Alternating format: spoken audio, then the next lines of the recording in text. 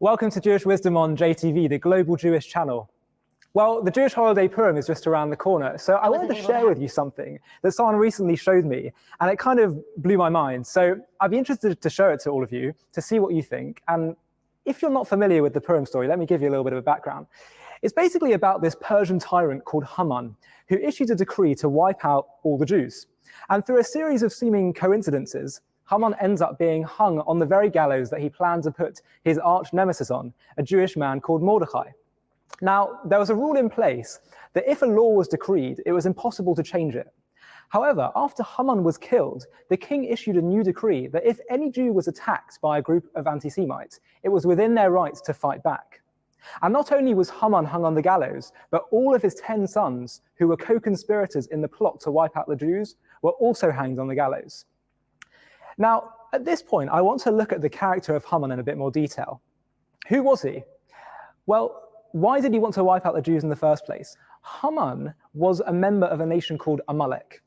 And the Torah is very clear that if you're from Amalek, then you ain't really a fan of the Jews. Amalek believes that blind chance governs the world. Amalek believes there's no such thing as right and wrong. And therefore, they are at war with Judaism and Jewish values. Now, the Torah is very clear that the cosmic battle between Amalek and Jewish values will be fought throughout history. And there have been some who have looked at another, more recent anti-Semitic tyrant and considered whether he too showed signs of adhering to the Amalek principles. I'm speaking, of course, of a man called Adolf Hitler. And what's so interesting about Adolf Hitler is that he didn't just want to wipe out the Jews. It's that this mattered to him more than anything else. He was even prepared to put the war effort at risk by diverting trains delivering troops to the Eastern Front and instead taking them to pick up more Jews in Hungary and send them to their deaths. In fact, in his very last radio address, he stated clearly, quote, "Our battle is between the Jews and the Jews alone." The Nazi ideology was rooted in a godless vision of the world, a vision where might is right, where the strong dominate the weak, where you have survival of the fittest, and the greatest threat to this vision was a vision of morality and conscience, where we should care for the weak and the vulnerable, a vision of ethical monotheism first articulated by the Jews. And this is what Hitler said. He said, "It is true, we are barbarians. It is an honorable title to us. I am freeing humanity from a false vision called conscience and morality. The Jews have inflicted 2 wounds on mankind, circumcision on its body and conscience on its soul. The war for world domination will be fought entirely between us, the Germans and the Jews. All else is facade." So we've got 2 crazy tyrannical leaders in history, Haman and Hitler, both with similar ideologies and with similar aims. Now, here's where it gets interesting.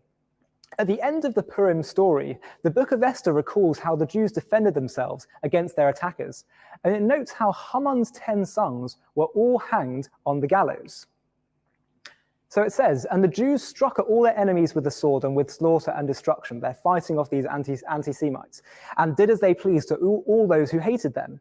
And in Shushan, the capital, the Jews slew and destroyed 500 men, including, and then it lists the 10 sons of Haman. So now after Haman's 10 sons have all been hanged, the Jewish queen Esther has a conversation with the king, Ahasuerus, most likely Xerxes. It says, and I quote, that same day, the number of those killed in Shushan, the capital, was reported to the king. The king said to the queen Esther, in Shushan, the capital, the Jews have slain and destroyed 500 men, including the 10 sons of Haman. What have they done in the rest of the king's providences? What is your request now? It shall be granted to you. What is your petition further? It shall be fulfilled. The king is saying to Esther, basically, listen, whatever you want, I'll give it to you. An iPad, a Ferrari, whatever it is, I'll make it happen. And what does Esther say in return? Have a look. It says, Esther replied, if it pleases the king, allow the Jews of Shushan to do tomorrow as they have done today, and let Haman's 10 sons be hanged on the gallows. Esther's asking the king if Haman's 10 sons can be hanged on the gallows. Right. There's one problem with this, which is that we were just told a second ago that Haman's 10 sons were already hung. Why is Esther asking for this to happen again? What does she mean, allow the Jews to do tomorrow what they have done today? She seems to be asking for a repeat of history to take place. And if you want to get a little bit mystical, in Kabbalistic teachings, it is taught that whenever the book of Esther refers to the king, it is also a reference to God. God is never explicitly referred to in the book of Esther. So Esther is somehow, on a deeper level, asking God to repeat the hanging of Haman's 10 sons. What does all this mean? Well, maybe, just maybe, this could be an answer. Fast forward to October 16th, 1946, and check out this New York Times headline. Goering ends life by prison, 10 others hanged in Nuremberg, prison for Nazi war crimes. Doomed men on gallows pray for Germany. There were basically 10 Nazis who were hung at Nuremberg, and it was death by hanging, which, by the way, was a very uncommon form of capital punishment. Interesting. Do tomorrow as they have done today. But maybe this is just a coincidence. Now, it's interesting to note that there were actually 11 Nazis who were meant to be hanged, but one of them actually committed suicide, Hermann Goering, as it notes in the headline. And he committed suicide in his prison cell. And what's interesting is that Haman also had one more child, a daughter. And what happened to her? Well, she actually also committed suicide. Interesting. And by the way, Hermann Goering, the Nazi that committed suicide, was said to have actually worn women's clothing under his Nazi uniform. Okay, so like it doesn't. But maybe it's just a coincidence. It doesn't mean that he thought he was a woman. But it doesn't stop there. What's interesting about the Nuremberg trials is that they ended in June 1946, but the sentencing were repeatedly postponed due to appeals for amnesty for Nazis. Strange. Now, hold that thought for a second. It's bizarre that you're getting appeals for amnesty for senior-ranking Nazis, but that's what happened. Now, let's have a look at the date on which these 10 Nazis were hung. It was on October 16th, 1946, but the Hebrew year was 5707, or in Hebrew, it's Tuf Shin Zion. As you can see over here, this is the Hebrew year, Tuf Shin and Zion, 5707. That was the date in 1946, October. Now, let's take a look at the book of Esther, where it lists the 10 sons of Haman being hanged. Someone with an astute eye will notice something peculiar about the Hebrew wording. There are 3 letters which appear much smaller than all the others. The first is over here, it's a Tuf. The second is a Shin, and the third is a Zion. Tuf, Shin, Zion. 3 letters much smaller than all the others within the 10 sons of Haman, written in the book of Esther. Now, imagine Esther 2,000 years ago. She's dictating her book to the scribes, and she tells them, when they get to the Tuf, make that a little bit smaller. Same with the Shin, same with the Zion. Why? Why did Esther want to do this? And it's remarkable that Tuf Shin Zion is the year that these Nazis were hung at Nuremberg. Do tomorrow as they have done today. But what was Esther's reason? Why did she tell the scribes to make those 3 letters smaller? She probably just said, look, don't worry, 2,000 years from now, they'll do a show on JTV and they'll explain it all. That's probably what happened. But isn't that quite remarkable? But guess what? It doesn't stop there. For anyone familiar with the Jewish calendar, and who, if they understand how it works, they'll know that when we write the year in Hebrew, we don't actually include the millennium. We assume you know what millennium we're in. It would also be too difficult numerically to write which millennium we're in, as it would require so many letters in Hebrew, because the letters correspond to a certain number. And therefore, Tuf Shin Zion, which we said is the year 5707, actually only equals the year 707. Tuf is 400, Shin is 300, and Zion is 7. So while it's quite impressive that the book of Esther has the year right, it would have been a little bit more impressive if there were a hint to the millennium of the Nuremberg trials. But there is. Or maybe there is. If it occurred in the Hebrew year 5707, then that means that it was the 6th millennium. It was the 6th time the year 707 has appeared in Jewish history. Now, what number does 6 correspond to in Hebrew? Well, it's a Vav. Well, guess what? In the listing of the 10 sons of Haman, there also happens to be one letter which is much bigger, not smaller, much bigger than all the others. Take a look. What is it? Yep, you guessed it. It's a Vav at the very end, which corresponds to the number 6. So we've got 3 small letters, which create the year 707. And then we've got one letter that's bigger than all the others, Vav, number 6. The 6th time 707 has appeared. So, I mean, you can look at this and you can think whatever you want into it. Most people would tend to be pretty amazed. It seems to be a pretty incredible coincidence at the very least. Now, remember what I mentioned earlier about appeals for amnesty and how crazy it is that they were accepting appeals for amnesty for Nazis. Well, the trial actually ended in June 1946. And had there never been appeals for amnesty, the Nazis would have actually been hanged in the year 5706, not 5707. And I'd be standing here today saying, look how close Esther came to the exact date. It was so close. But they ended up actually postponing the sentence. Nah, let's be real. God would have just Mandela affected it away, and all of a sudden it wouldn't be Vaidzata, it would be Haitzata, or Haizata, or Haizatha. Anyway, the point is, it's Vav because it's a 6. Or wait, no, I'm tired. Okay, so no, it would have to be 1 year different, so it'd be 1 year less. So Taf, wait, Vav, Taf Shin Hey, wait, Taf Shin Zayin, sorry.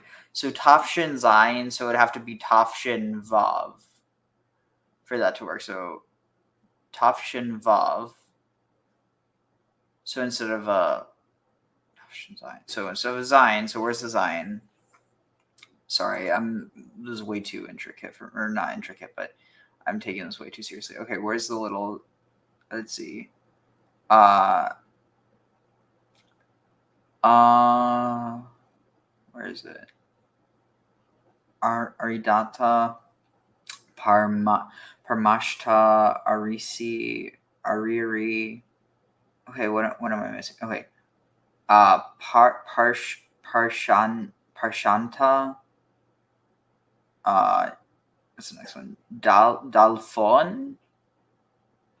I feel like Dalphon. Dalfazan. No, that's a Vav, so it looks like it's a Taf. Where's the other little letters? It's so hard to see. Okay, so Taf Shin. Where's the Zayin? Oh, it must be. You just can't see it because it's there. So Vaizata would be Vaivata. So they just, that's what it would be if it turned out because it's got to work out. So God would have just made it work out, which kind of raises the question: is that a paradox? If what God wrote, or what if what is written is what has to happen?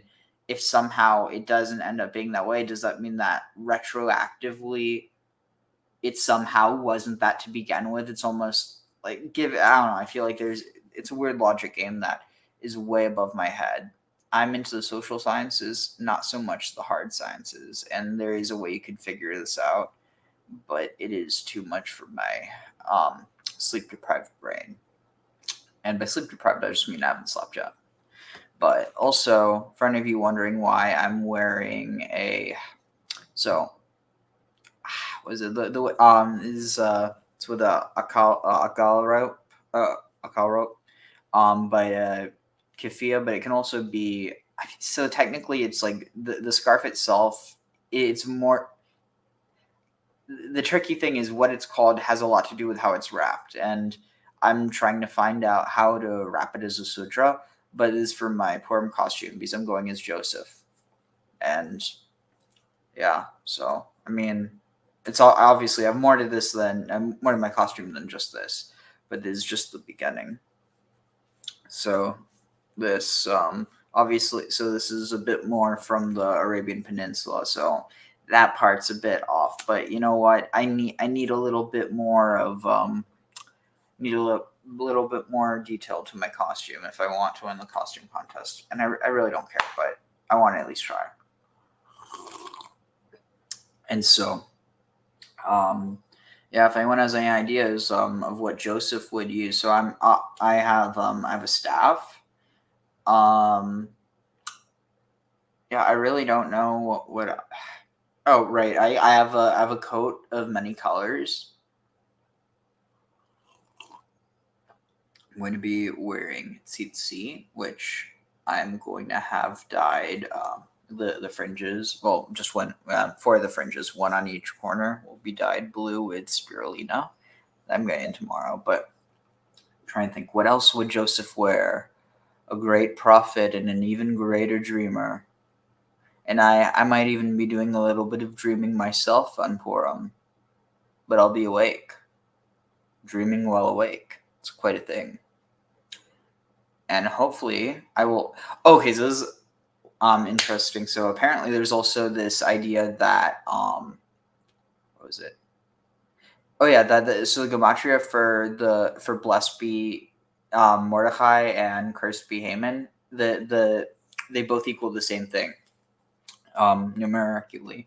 And so there's this idea that this deeper leveling to not being able to tell the difference between Mordechai and Haman is because of the fact that the two phrases end up being equal. So if they're equal, you can't tell. I mean, not that you can't tell the difference, but they're equal enough that they're not dissimilar. Anyway, let's finish up with this. Sentencing until after the Jewish New Year in October. So had there not been these appeals for amnesty, the year would have been wrong. And finally, have a look at this. This is a Newsweek article. It was written by an American reporter covering the trial and hangings. It says at the very end of the article, only Julius Streicher, one of the Nazis, went without dignity. He had to be pushed across the floor, wide-eyed and screaming, Heil Hitler! Mounting the steps, he cried out, and now I go to God. He stared at the witnesses facing the gallows and shouted, Purim Fest, 1946. You make your own mind up. Happy Purim. So yeah, it's interesting. Very interesting. So here we'll start in a moment. Tanis Esther. Purim's almost here. You probably have your costume all set and your Suda all planned. But don't get too excited yet, because just before we dive into 24 hours of celebration and feasting, we're going to spend the day fasting. Yep, because from sunrise to sunset on the day before Purim, it's Tanit Esther, the fast of Esther. Now, I like fasting as much as the next guy, but this seems like really bad timing. It's like, yay! Misha Nichnas Adar! Purim is coming! It's the happiest day of the year! Not so fast. Let's be somber. No eating, drinking. Okay, Purim's here! Get your costumes on! I mean, the contrast is just so jarring. And besides, fasting doesn't exactly help us get into the Purim spirit. It's not so easy to pack mishloach manot while you're fasting, or to stay focused on Megillah reading when all you can think about is what you're going to eat once shul is over. It's just weird to be fasting when we're getting ready for Purim, of all things. So why do we fast on this day? Is Tanit Esther just a burden we need to get through before all the fun begins? Or is there something more to it? We're going to take a deeper look at this fast. Once we get to the roots of it, we'll see that there is deep meaning to this day that can actually connect us to the joy and celebration of Purim in a whole new way. If you read the Megillah, you'll see that we're actually not the first people who fasted before celebrating Purim. The Megillah records 2 different fasts that took place before the redemption occurred. It all begins with a decree to wipe out the Jews in the kingdom. The nation responds with collective fasting. In every country that the king's command reached, there was great mourning among the Jewish people. Som uv'chi u'misped. They were fasting, weeping and wailing. Sakva efer yutzala rabbi. Everybody lay in sackcloth and ashes. To this day, we read these verses in a sad, dirge-like tune. It was a moment of unprecedented devastation in our nation's history. Just a few years earlier, the first temple was destroyed, and the majority of the nation was kicked out of Israel. This was the first national exile since the slavery in Egypt. Now, the Jews found themselves in foreign land, under a ruler who declares a national genocide against them. The situation seemed utterly hopeless. They turned to God with the hopes of somehow being saved. All of the Jews took to the streets fasting and wearing sackcloth and ashes. All except for Esther. She's sitting inside the palace, seemingly oblivious to the death sentence looming over her people's heads. She's decked out in royal garments, being pampered by maidens who attend to her every need. Mordecai shows up to the palace and pleads with Esther to intercede on the Jews' behalf. She hesitates to go into the king, and Mordecai delivers a chilling wake-up call. Al tadami b'nafshech lihimalet beit hamelech mikol haYehudim. Right now, Esther, you're sitting pretty in the palace while your people are suffering in the streets. Ki im hacharesh tacharishi ba'et hazot, revach v'hatzala ya'amod laYehudim b'makom acher, va'at u'beit avich tovedu. Don't think that this is how it's going to end. The Jews, they'll be all right. One way or another, God will save them. The question is, Esther, will you be part of it? Will you join your people in their time of need? Or are you going to hide behind the palace doors? If you don't show up now, then mark my word. You won't be around to join in their salvation either. The choice is yours. We all know what happened. Esther responded to the call. She decided to take her chances and confront Ahasuerus, and her decision changed the fate of the Jewish people. Rather than being a passive bystander, she became the vehicle for her people's redemption. But how did she do this? What did she do to make this all happen? Her first step was to declare a fast, her own fast. This fast was Esther's moment of transformation. Initially, Mordecai told her that she can't escape the fate of all the Jewish people. She responds by saying, Lech knos et kol haYehudim. Go and gather all the Jewish people. I won't remain separate from my people anymore. Esther understands that they're all in this together. Until this moment, the fast was only taking place outside the palace. Now Esther brings it inside her royal chamber. She says, Tsumu alai, fast on my behalf. Gamani v'na'arotai atzumki. Me and my maidens will do the same. We're laying down our palm fronds and fruit platters and getting down into the trenches with you. Kasher abadati, abadati. If I'm going to be lost, let me be lost. But let it be for the right reasons. Let it be with my people, for my people, not separate from them. Esther's fast was much more than a show of solidarity. In this moment, she chose to take on the burdens of her people. Sumu alai, it's on me now. Your fast is my fast. Your fears are my fears. Esther now faces potential death. Her life is hanging in the balance, and her salvation will be her people's salvation too. The Jewish people kept fasting for 3 more days. From the outside, it looked like nothing had changed. But this second fast, Esther's fast, transformed their mourning and despair into a rallying cry full of hope. It was a collective prayer for Esther's salvation and by extension, their own. The decree still loomed, but the seeds of redemption had already been planted. Esther's fast is what made her into the heroine that we know her as today. But the question remains, why do we need to fast just because Esther did? There are lots of achievements in Tanakh that we don't reenact today. So the truth is, if Purim were just celebrating a happy ending to a terrible story of threat and persecution, these would be valid questions. It wouldn't make sense to commemorate the fast anymore. But Purim is not just a celebration of what happened after the long journey from tragedy to joy. The Megillah describes it as a time asher nehepach lahem mi'agon l'simcha u'me'eda l'yom tov. The situation totally turned upside down. The threat of annihilation was transformed into a holiday of redemption. The date that was set for a national Holocaust became a day of national euphoria. In order to truly tap into the joy of Purim, it's not enough to just celebrate the end of the story. We need to feel the contrast. We need to connect the pain and the fear that came before the salvation. So, on Tanit Esther, we remember the terror and panic the Jews felt as they encountered their fragile existence on foreign soil. We fast and pray on this day. We remember these events with our own bodies. We enter Megillah reading still engaged in fasting, and we emerge redeemed. We too can taste the ecstasy of being miraculously saved. The sages placed Esther's fast on the 13th of Adar, even though it didn't take place then, to preserve Nahafochu, the topsy-turvy experience of this holiday. In truth, Tanit Esther isn't a contrast to the joy of Purim. It's the perfect way to enter into it. But there's another layer of meaning to this day, a deeper message that the fast carries. Because remember, there were two fasts in the Megillah, the fast of Esther and the fast of the people. The one that we observe today is Tanit Esther, not the fast of the Jewish people, because although that first fast was important and it showed the people's total dependence on God, it didn't carry this lesson that we needed to remember. What we need to preserve and remember to this day is Esther's willingness to take a stand and put herself on the line for her people. It's very nice to get all religious during a time of need and say with full conviction, I believe that God will figure this one out. But it's something else entirely to take a risk and make myself God's partner in that moment.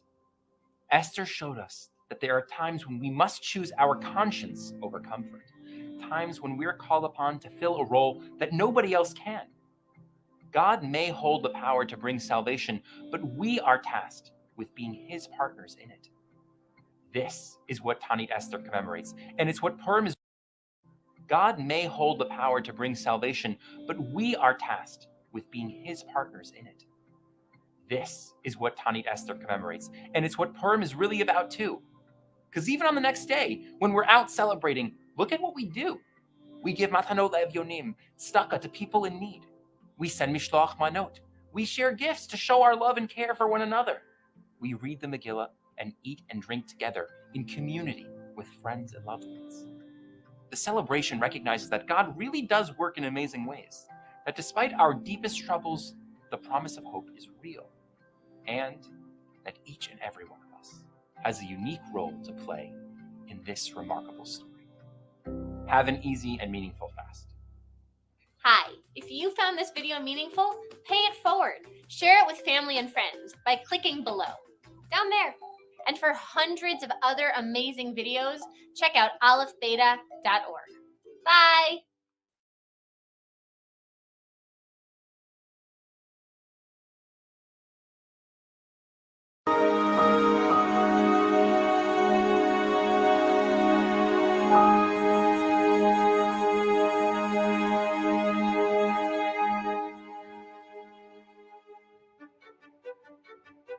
Hi folks, this is Rabbi David Foreman. Purim is right around the corner, so let's just fast forward to Purim night. There you are in synagogue. You're listening to the Megillah like you always do, and you're kind of bored. Reading the Purim story year after year sometimes feels just a little bit like being back in third grade again. You learned the story back in Mrs. Schwartz's class.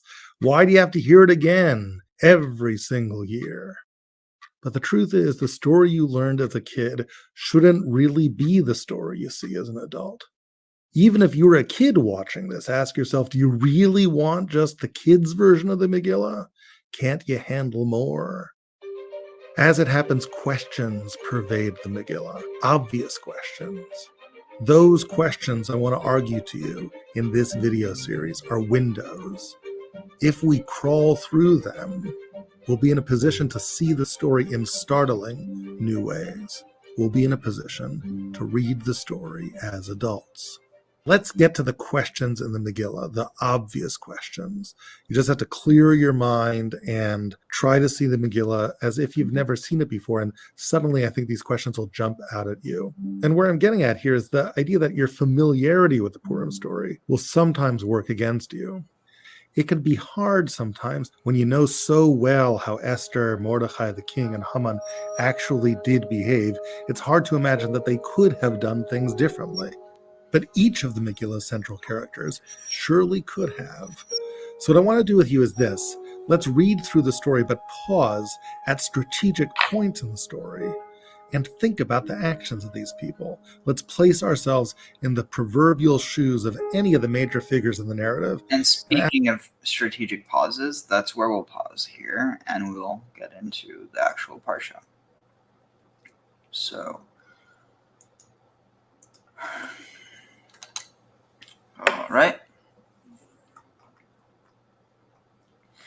ברכו את אדוני המבורך, ברוך אדוני המבורך לעולם ועד.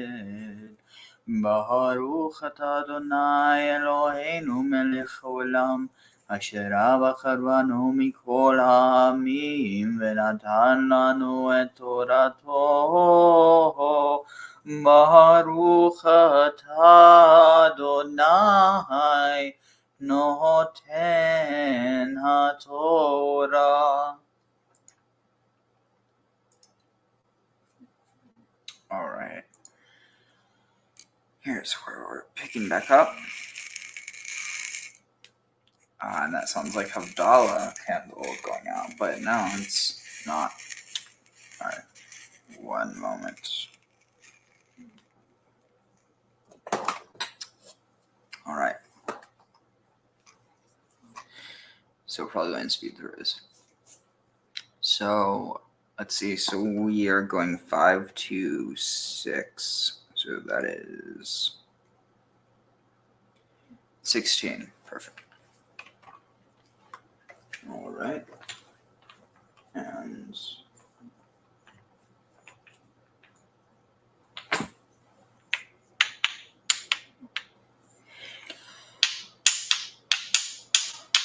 וידבר אדוני אל משה לאמור ביום החודש הראשון. Actually, wait. וידבר אדוני אל משה לאמור ביום החודש הראשון באחד לחודש תקים את משכן אוהל מועד,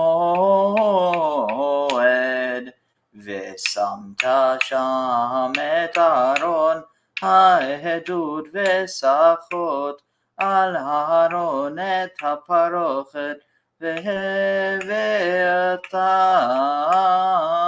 את השולחן וערכת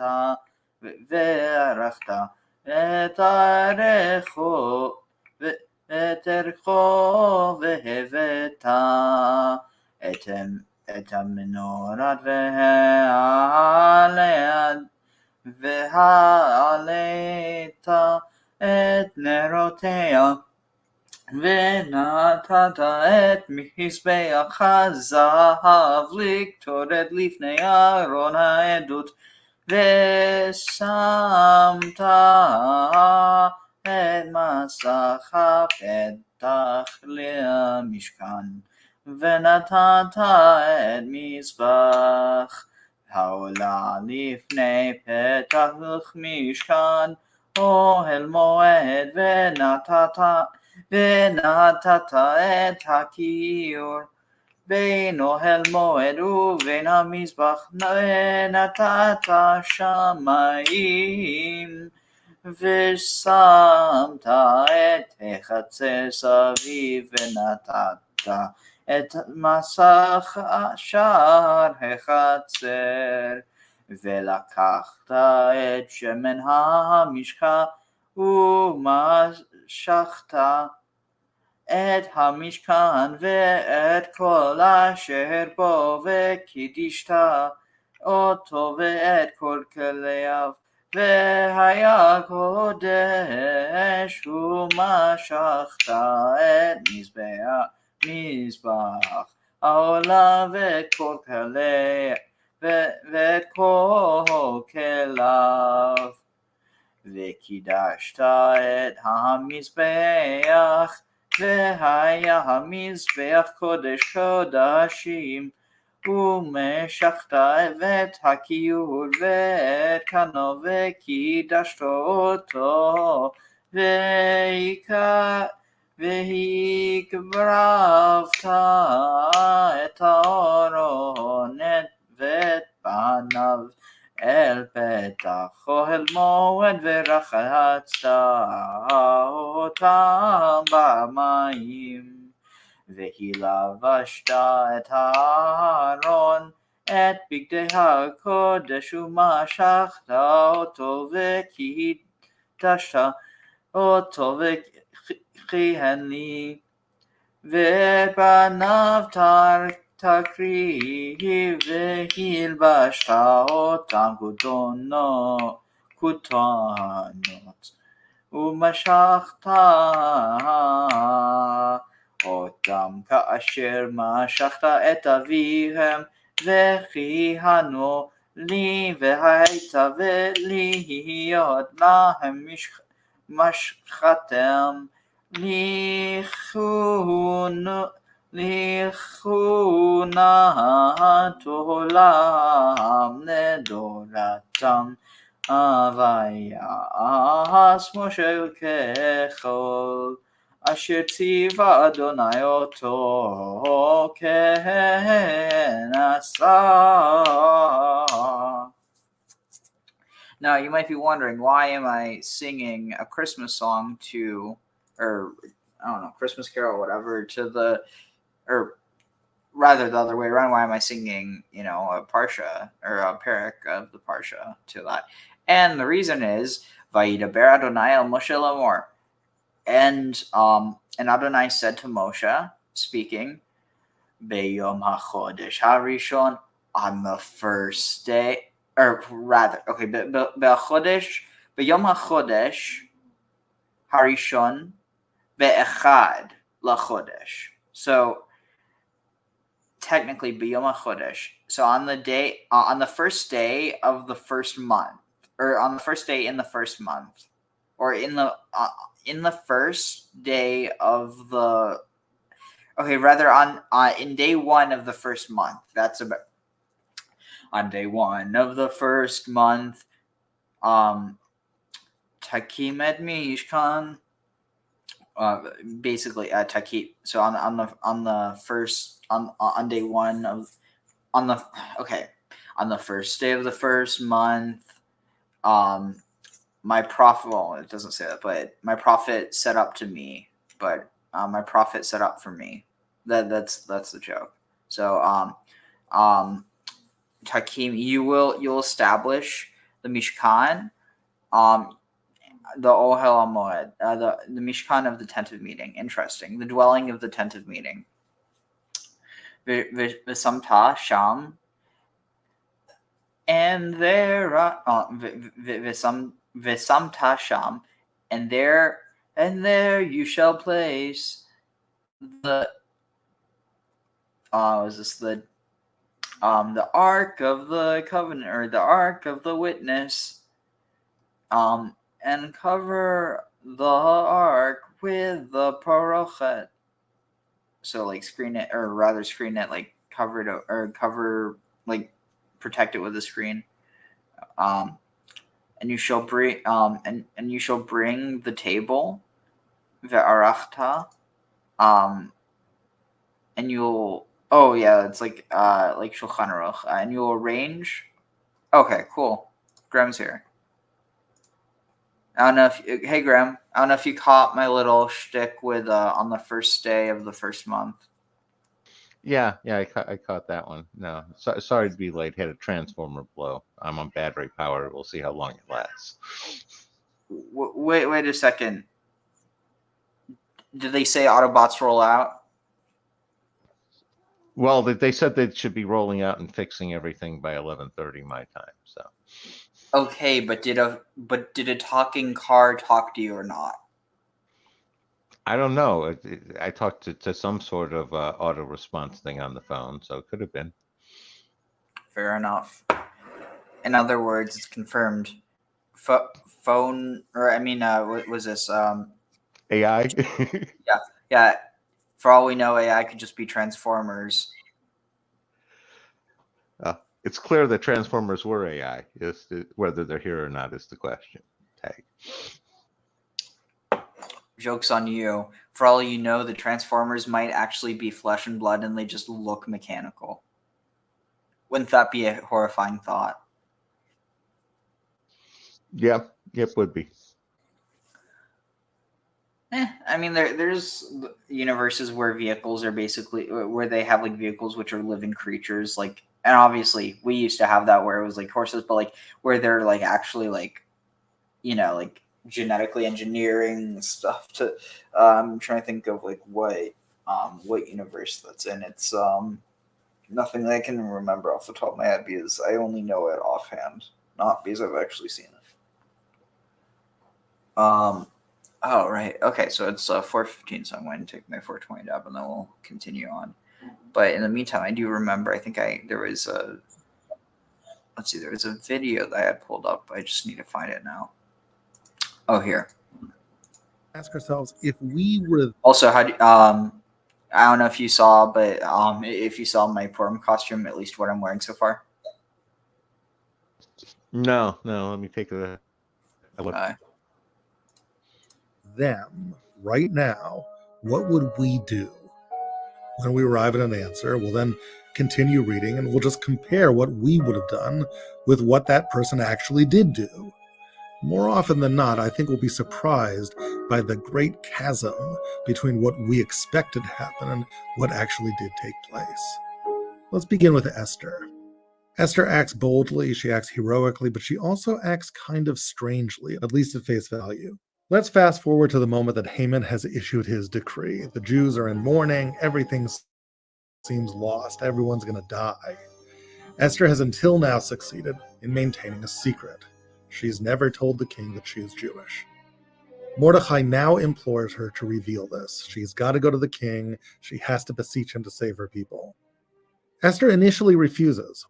It turns out that the king has sequestered himself for a while now in his private chamber. And that's a really inconvenient turn of events because, according to the law of the realm, anyone who enters the king's chamber uninvited takes his or her life in their own hands. Esther worries that it doesn't seem like a good time to risk such a visit to the king. It's been a month now since he's called to see her, and she fears that she's no longer in his good graces. Esther shares those misgivings with Mordecai, but he insists that she has to go to the king. So Esther gives in. She agrees to risk it all. She tells Mordecai that she and her ladies-in-waiting will undertake a prolonged 3-day fast, and after that she'll face the king, come what may.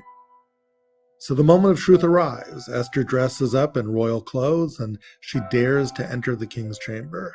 He sees her, and then, amazingly, he lifts his scepter, indicating permission for her to enter. As she approaches, he tells her that he's going to grant whatever request she has, no matter what it is, up to half the kingdom, and it's hers.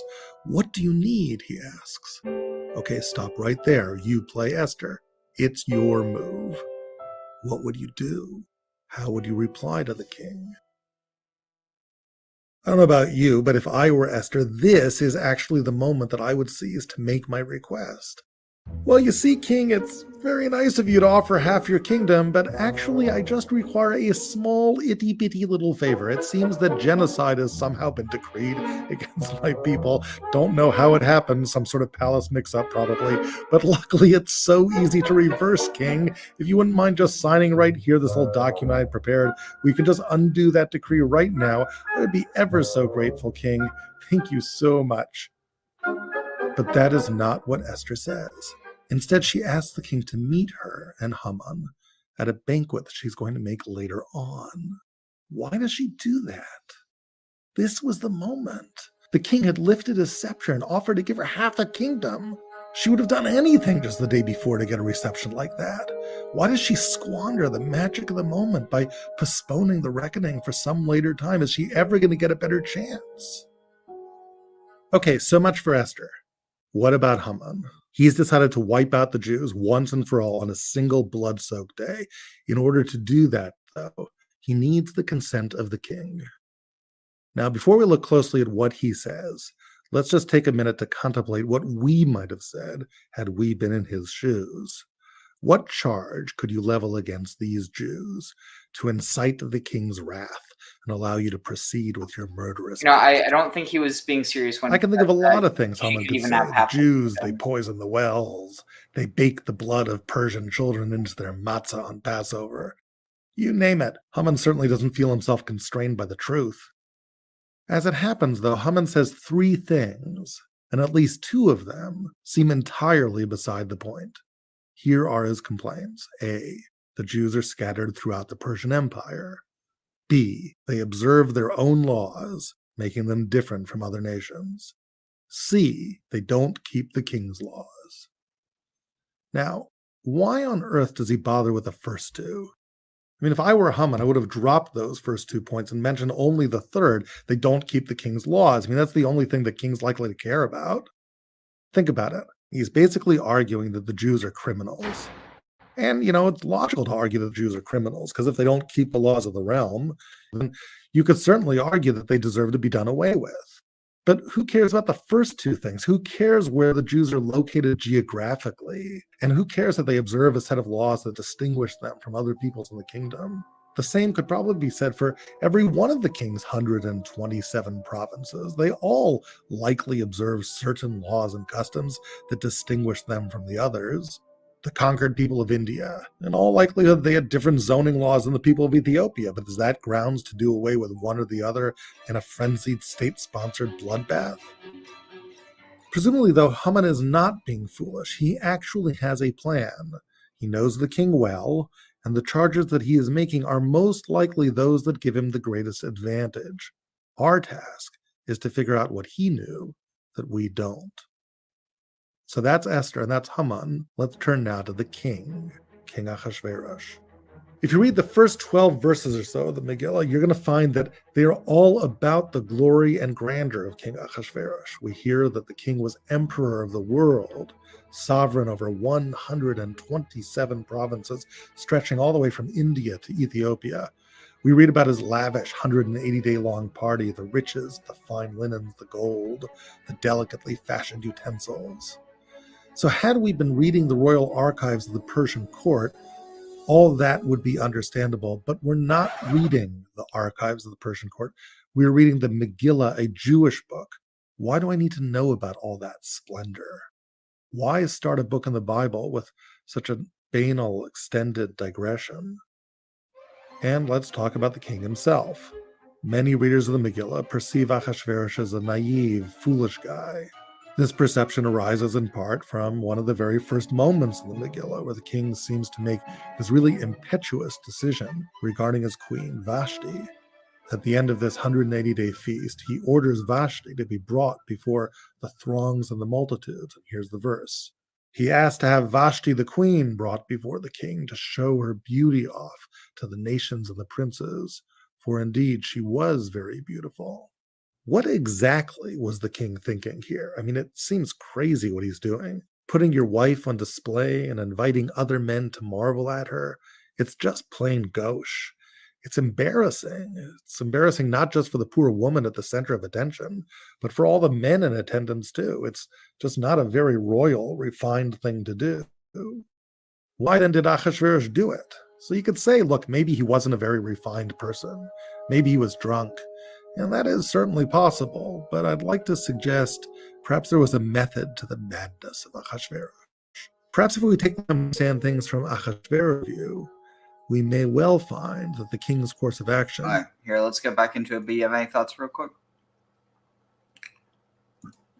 I was going to say, my immediate thought was Esther should have asked for all the Jews as slaves rather than killing them. Wait, why? Well, she could have anything, it saves them from genocide. It achieves her purpose. Yeah, but why the slave part? Well, because that would be something that the king would understand better. If you free him so Esther could have him as slaves, he could understand that motivation rather than just free him. I'm just saying, I followed the course of least resistance. I figured that'd be a request the king might be willing to give. Wait, but why? Well, because he said he'd do anything. A bunch of Jews that he was going to kill anyway. That's a bunch of stuff he was throwing that away. That's a bunch of waste. Surely he'd be willing to give that to her. I think you might be missing the point. Like him being kind of just the dumb idiot, useful idiot. He didn't even really know what was going on. He just gave his signet ring to Haman to use. Oh no, I understand. I was sharing was my initial quick take when I hear that. It's like, when the guy asks, what would you do if you were in Esther's position? It's like, well, that occurs to me because that seems a likely course to achieve the goal. That's all. Yeah, I mean, it's kind of like if he's going to give you anything, why would you like what? I don't know. It doesn't make sense to me why. Well, if my goal was to save the Jewish people from genocide, having the Jewish people under my control would protect them instead of having them genocided seems like a solution to that problem. That's all, as I see goal and solution to goal. Yeah, but that happens just by saving them because she's the queen. So she's going to be the queen of all of them because at this point, unless you're a Jew that's not under the Persian Empire, then she's your queen. Yeah, no, all I was doing was saying what my take was, Ariel. That's all. No, I get that. It's just I just don't understand why. Like, I mean, just why the slavery thing? Because basically that's how things worked in the ancient world, and that's the language that they speak, and that would be something, like I said, the king would be, it would achieve the genocide avoidance, and it would be something that the king would understand and would likely be happy to grant. Well, subsequently further marginalizing the Israelites. And you kick the can down the road. It's not the first time that's happened in a problem. Yeah, but you only do that if that's the absolute necessity. It's I think poorly advised to do that. Like, imagine if someone offers you a gold bar and you're like, you know what? I'm going to take the candy gold bar instead. Well, if I end up with the chocolate, with the whole chocolate factory, that's probably the right choice. Okay, fine. But that's a huge gamble to take. And frankly, one that I would question your judgment if you didn't make that gamble. Yeah, now you're in the Julius Caesar category, to the bold goes victory. So you've got Charlie and the Chocolate Factory, and you've got the Orange Julius. Ooh, when I think of Orange Julius, I'm thinking Trump, and that's not a good picture. Isn't it a drink or something? Oh, it is. It's a drink from malls. Basically, it's like a orange juice and sort of a frappe kind of thing. Pretty good. They were a big thing back in the 80s, 90s. Let's see. Okay, so getting back to it. Okay. Oh yeah. And the Shulchan Aruch, and you will prepare the table, and its preparation will be brought. No. And you'll bring the table, and you'll arrange it, and you'll arrange its arrangements, and you'll bring the menorah, v'ha'aleta, and v'ha'aleta, and you shall go up to it, and you shall light it. V'natata et mizbach, and you will place the golden. You'll place the altar of gold, for incense smoking, or for incense burning, lifnei aron hayadot, before the altar of the witness, and visamta. Oh my god, that is not the most comfortable thing. I'm not going to lie. So I'm just not going to wear this part for now. Alright. Place the altar of gold for burning incense before the altar of testimony, and place the screen at the opening of the Mishkan.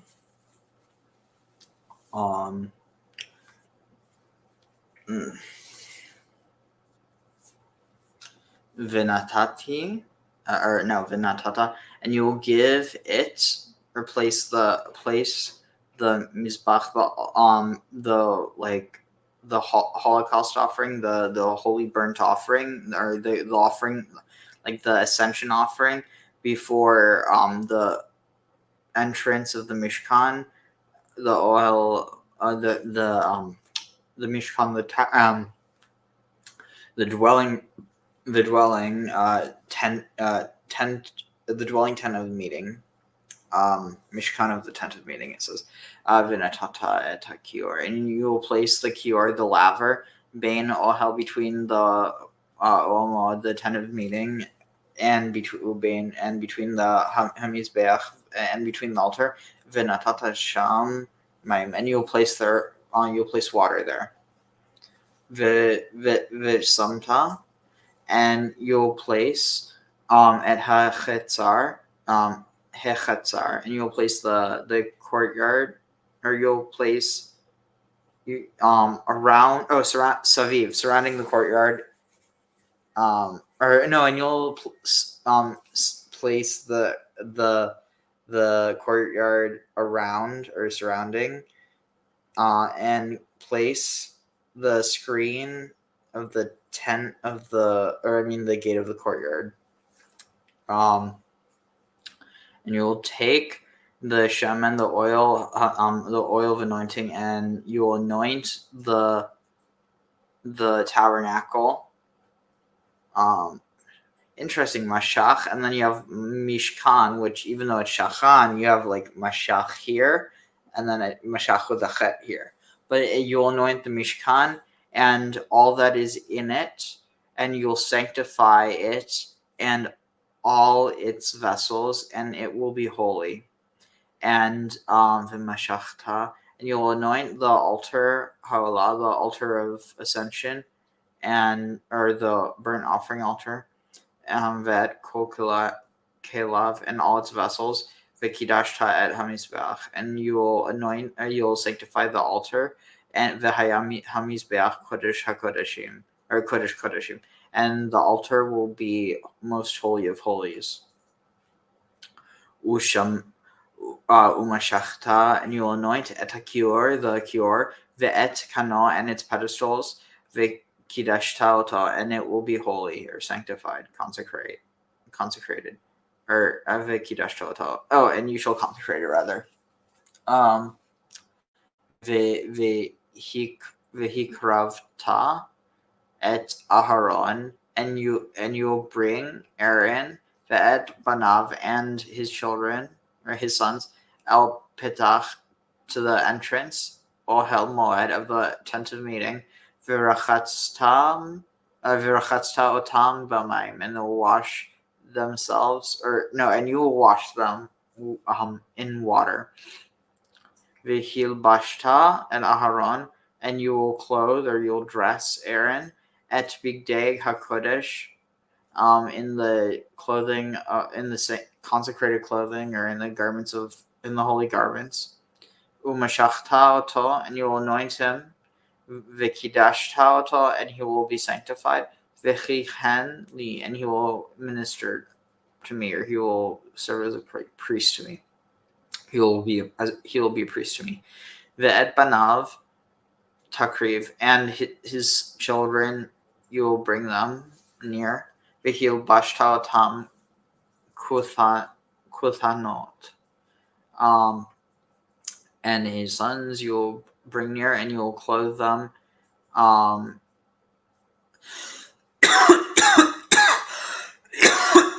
in kutonot, like in tunics, undergarments. Umashachta otam, and you will anoint them, kasher mashachta, as you have anointed et avihem, as you have anointed their father. V'chihanu li, and they will minister unto me, or they will be priests unto me. V'haita lihiot lahem, and it will be, and v'haita lihiot, and it will be for them, mashachtam lichunat. It will be their oil, mashachtam, their mishcha, their consecrated portion, or their anointing oil portion, lichunat, for the priests, or for the lichunat olam, for internal priesthood, lidoratam, for their generations. Vayas Moshe, and Moshe made, or did, kechol asher tziva Adonai, did as all that he was commanded by Adonai, oto, to him, ken asa, thus he did. Or right here it says, thus did he do, which is also correct. Any thoughts? No, not a whole lot so far. It just sounds like they're setting Aaron and his brood up pretty good. That's all. Aaron and his brood. The nest of Aaron. Aaron is a mother bird. Imagine that. That would be interesting. Where is the video? Here. Was not all that irrational after all. When we get around to answering all these questions that we've just now raised, I think we're going to see that the story of the Megillah is actually far more complex than it at first seems. It's not just about a genocidal villain with a bruised ego, or a beautiful queen who succeeds because she chances upon lucky situations, or even a goofy king who doesn't see what's happening right under his nose. As we venture through the story of Purim, we're going to actually use the questions we've asked in this video, these observations about the strangeness of each character's actions, to guide us. Why is everyone acting so strangely? What exactly is behind each of their plans? Join me as we explore these questions, seeking to uncover a richer understanding of the holiday, the Book of Esther, and the meaning of it all. Follow me into this next video.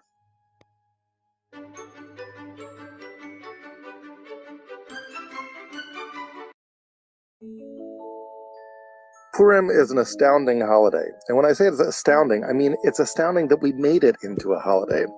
If you take a look at the Megillah seems to chronicle a victory that was, for lack of a better word, political.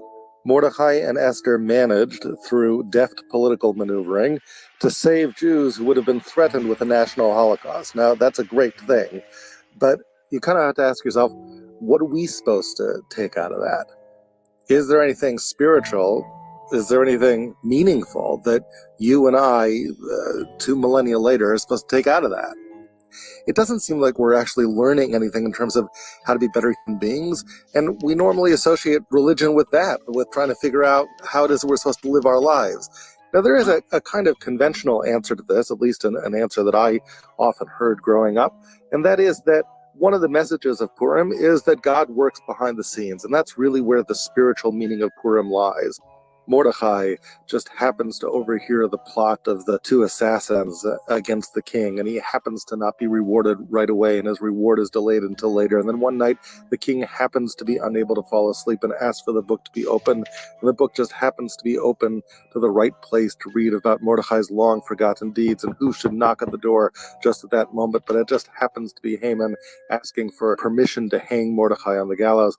And all of these coincidences kind of conspire together to eventually come to create this great salvation for the Jews. And it's really God working behind the scenes. And maybe that's the spiritual message of Purim. And while I do have some sympathy for that, I come back to this question, what does it mean for us? You see, that's not so much what it means for us as what it means for God.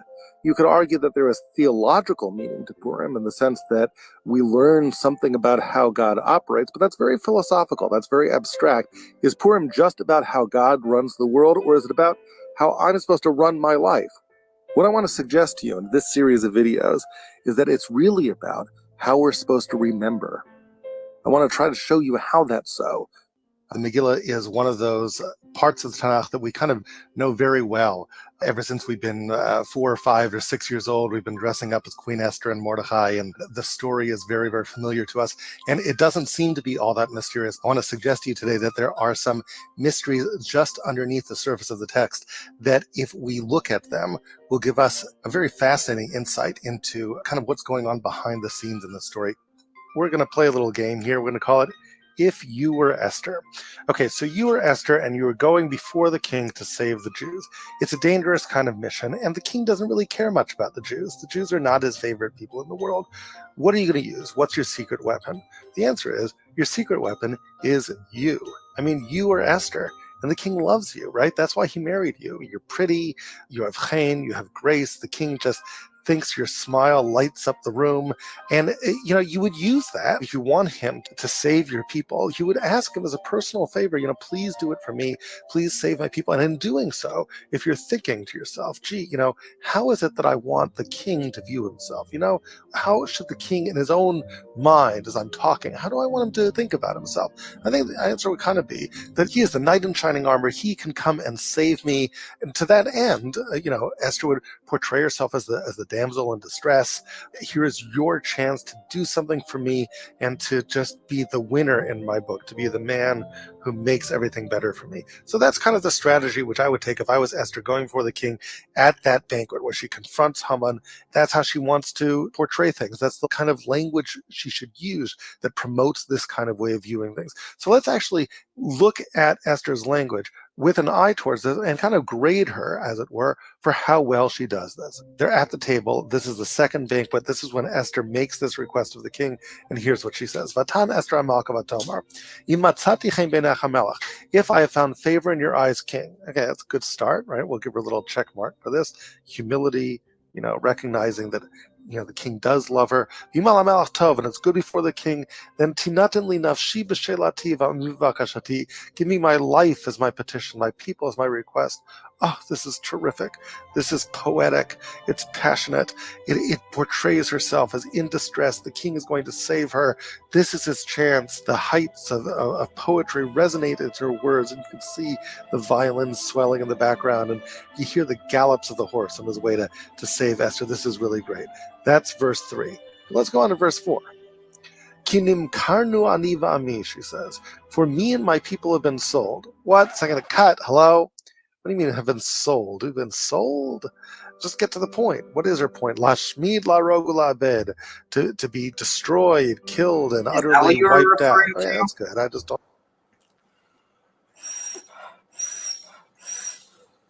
Did you know about that? No. Well, that's interesting. No, I was just going with my raw, fresh take. Just, you know, yeah. What, you know, you know, what would I do if I was in Esther's place? Well, interesting. She seems like she might have done something similar. Sold is doing here. But anyway, keep on.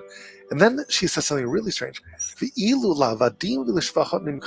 Listen carefully. This is her moment in the sun. She's going to digress away from the threat, which is the threat is that we are being killed. She's now going to take the king somewhere else and saying, look, theoretically, king, I just want you to know that if we had only been sold as slaves, okay, Nimkanu, there's that selling again for some strange reason. Why is she so interested in this selling business? Sold to be killed, sold to be slaves. If we had been sold as slaves, then hecharashti, then I would have kept silent. Why? Ki ein hatzar shoveh benezek hamelech. A strange phrase. The way many commentators translate it means that the pain that we experience as a result of servitude wouldn't outweigh the gain that would accrue to the king's treasury from the monetary proceeds of our slave labor. Now, if you're scratching your head because that seems kind of complicated, it is complicated. And that's why I think it's such a great question why Esther is getting involved in this. I mean, why is she making these complicated arguments? She succeeds in painting this knight in shining armor picture in the beginning, and now she's getting off into this very complicated profit loss analysis. The actuality is that we're being killed. So you don't make any profit, king. Your treasury doesn't make any profit out of our being killed. And if we would annul the decree, it's not like you would lose any profits by annulling that decree. And plus, it's really, really bad for us that we're getting killed. So it's really bad for us, and you don't get anything out of it. And that's why I'm stepping forward. On the other hand, theoretically, had we only been sold as slaves, then we would have gotten something out of it. The king's treasury would have been the beneficiaries of our slave labor. You would have had a little bit of profit. I wouldn't want to deny you that profit. I mean, why is she talking about this? And again, if you had a hard time following this, the point is that it is hard to follow. I mean, I don't know about you, but if I was the king, I was like, oh man, what's going on over here? I'm like confused. I'm not an accountant. Like, go bring in my secretary of the treasury or something and escort this woman away.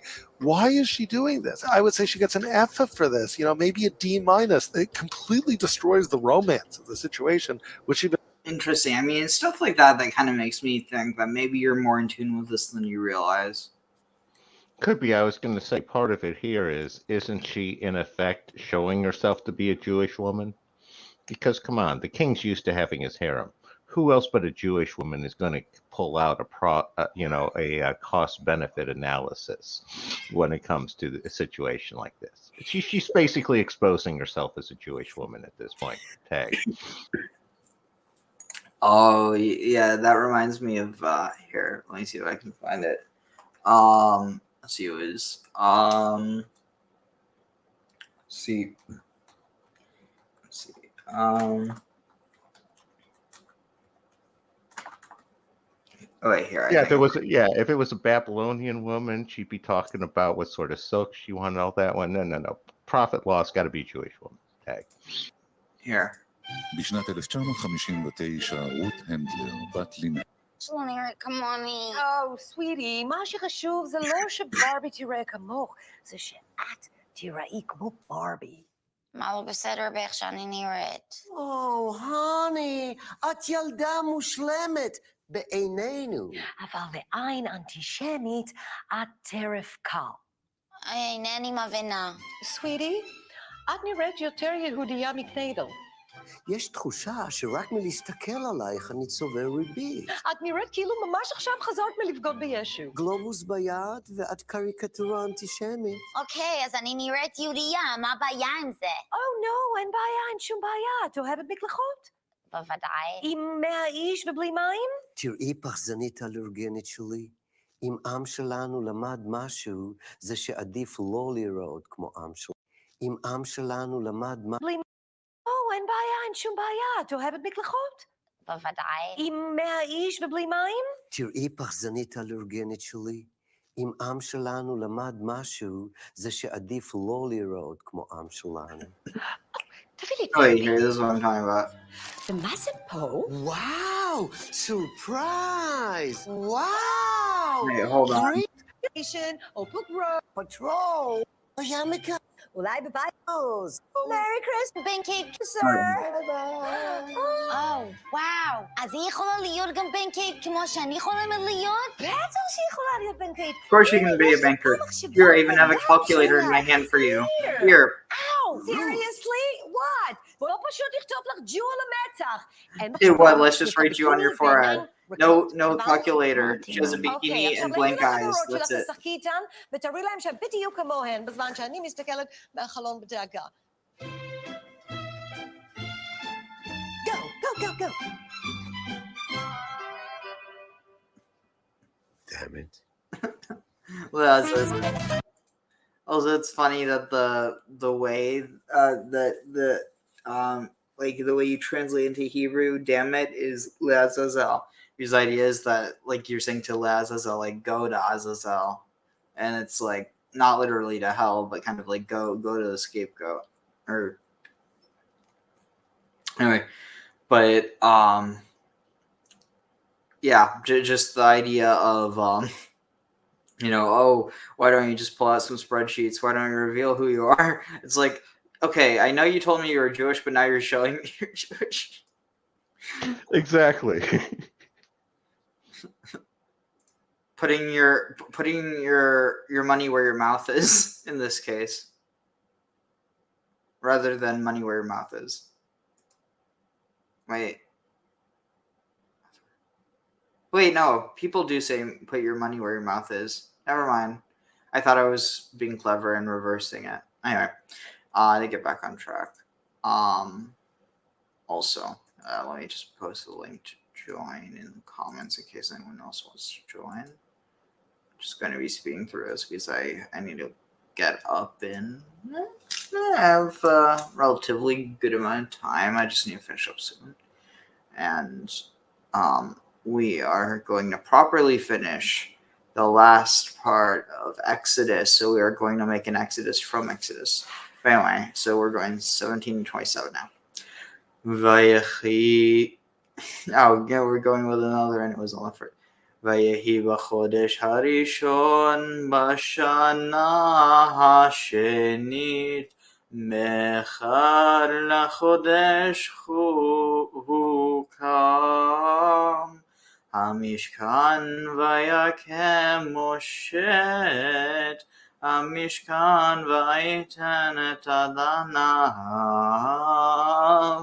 וישם את קרשיו ויתן את בריחיו ויקם את עמודיו ויפרוס את האוהל על המשכן ויושם את מכסה האוהל עליו מלמעלה כאשר ציווה אדוני את משה ויקח ויתן את העדות אל אהרון וישם את הבדים על אהרון ויתן את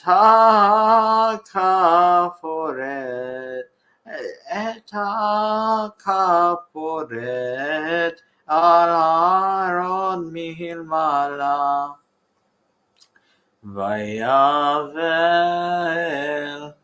אהרון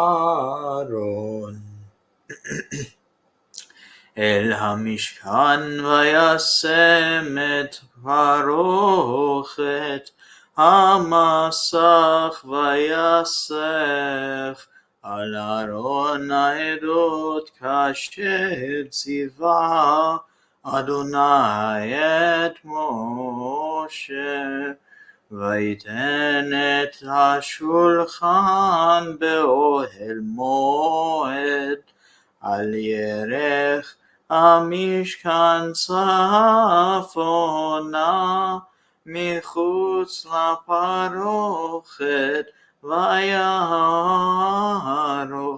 עליו ערך לחם לפני אדוני כאשר ציווה אדוני את משה וישם את המנורה באוהל מועד נוכח השולחן על ירך המשכן הנקבה ויעל הנרות לפני אדוני כאשר ציווה אדוני את משה וישם את מזבח הזהב באוהל מועד לפני הפרוכת ויקטר עליו קטורת צלמים, כאשר ציווה אדוני את משה.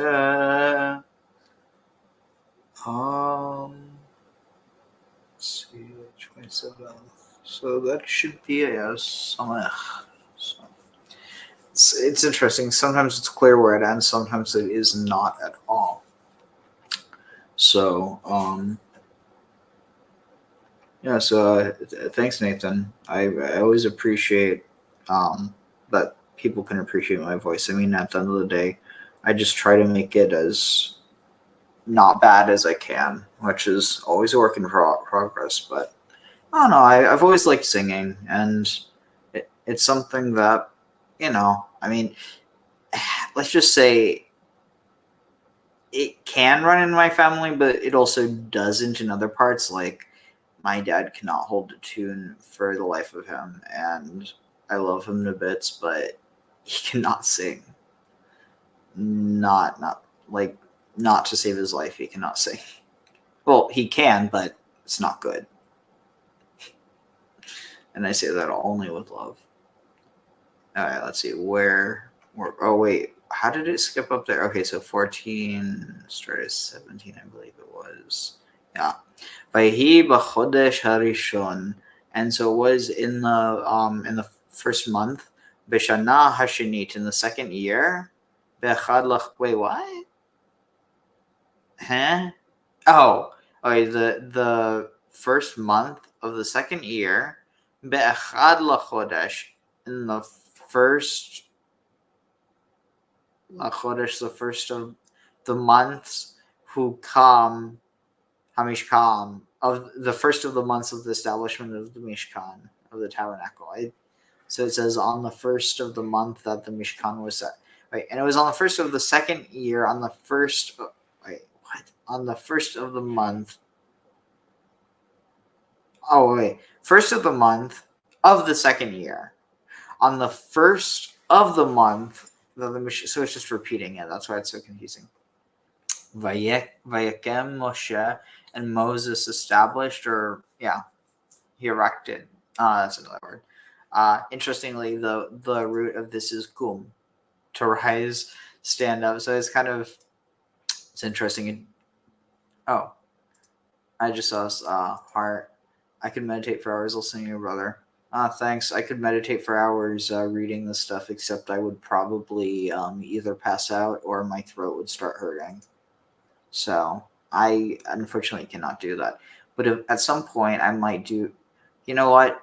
By the time I finish the Torah, hopefully, actually, I don't know whether this is hopefully or not, but for the sake of convenience, I hope that at least this part of AI is progressed enough that I could be like, hey, look through my channel. Can you compile a video of all the different points where I was singing the Torah? And then it would do that. It's like, that would be nice. And then anything that I'm missing, I could just figure it out on my own.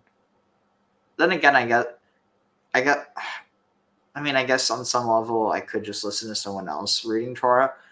But the only downside to that is it gets kind of repetitive because it's based on a trope. Which then again, maybe, honestly, I wouldn't be surprised if my own tunes are repetitive. So that's something that I want to work on like just being more random in general, not just repeating the same things. I get very stuck in loops.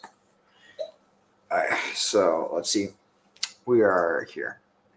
And Moses erected the Mishkan, Vaiten et Adanav, and he placed the sockets, Vayasam et Karashim, and he placed the boards, Vaiten et Brichav, and he placed the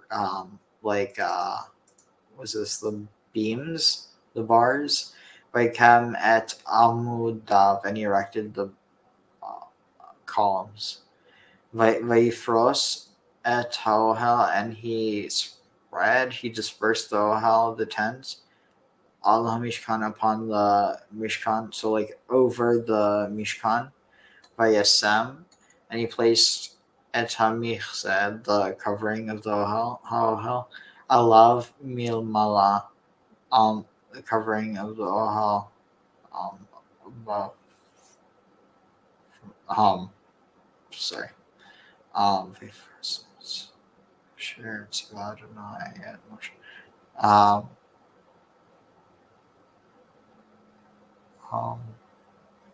feel like I'm forgetting something. And he placed the cover of the tent, not tent. Oh hell! What the heck? Of the tent upon it from love. So the Lord commanded Moses. I don't know. I feel like something totally. It's weird. I feel like something just disappeared from right in front of me. Like I was reading something before and it's gone now. But obviously, I know it's just my sleep-addled brain, or whatever I'm saying. Kasher Siva. As Siva, as Adonai Siva, as Adonai commanded Moshe of Moses. What he commanded of him. Is there something I'm forgetting? Oh, actually, one quick thing. Wait, what's this for? Oh, never mind. Sorry. I'm getting things confused. That's what happens when you're tired. I was about to talk about something that was relevant to one of my extracurricular well, it's actually, I mean, it's part of school, but it's still kind of extracurricular. And I was like about to start talking about that, and I forget. Oh, wait, that's not what this is. Honestly, it's kind of fun to be able to just, relax like that and, not have to worry. I mean, at the end of the day, I don't know. It's also nice being able to look back on this and kind of experience it from another point of view, because I don't even remember what I was talking about before. But these little like quirk or like little screw ups or like blooper moments or whatever. I don't know. It's just, I think it gives things a bit of a variety. I don't try to do it on purpose, but like I'm conscious of the fact that it could easily become one of those, and I don't know. Sorry, I'm like just talking to myself. Okay. All right, where were we? So, Vifros et Hell. Wait, no, I think we read this. Et love Mamala. Place it. All right. Kasher Tzivah Adonai and Moshe, just as God commanded of Moses. Vaikach Vaiten. And he took and he gave and Hayadut the testimony El Ha'aron to the ark, Vaisam a place at Habadim, place the Badim Al Ha'aron. They're trying to topple it. And they placed the. Wait, what's this? One second.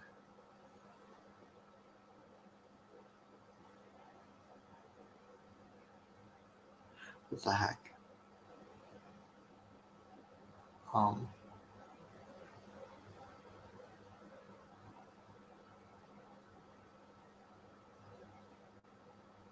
Well, shit. I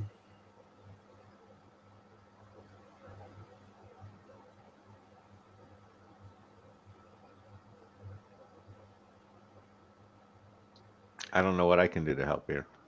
Yeah, no, it's fine. Sorry, I'm just. All right. Vaikach Vaiten. All right, where are we? And Habadim. And he placed the Badim, the poles, upon the ark Vaiten at Hekapara, and he placed, and he gave or placed the Kaporet, the mercy seat, upon the altar from above, or the Aron, sorry. Vayaveh el Ha'aron el Hamishkan, and he brought the ark to the Mishkan, to the tabernacle. Vaisam et Paracha, and he placed the placed the Paracha. He set the Paracha, the veil, Hamasach, the covered veil, Vaisach al Ha'aron, and it screened over the Aron HaKodesh, the tabernacle, or not tabernacle, but the, what's it called? see.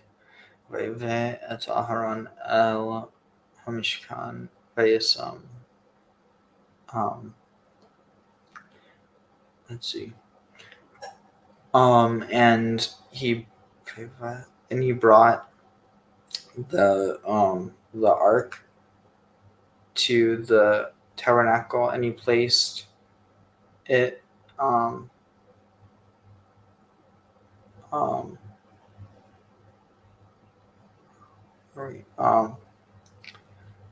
Prochet Hamasach, place the veil, the screen veil, Vayisach, and it screened upon the Aron, upon the ark of testimony at Kasher, as Tiva commanded Adonai, as Adonai commanded Moses. Vayiten at Hashulchan Ba'ohel, and he placed the table in the tent of meeting upon the yerach, upon the thigh or side, upon the side or loin of the Mishkan, of the tabernacle. Tzafona,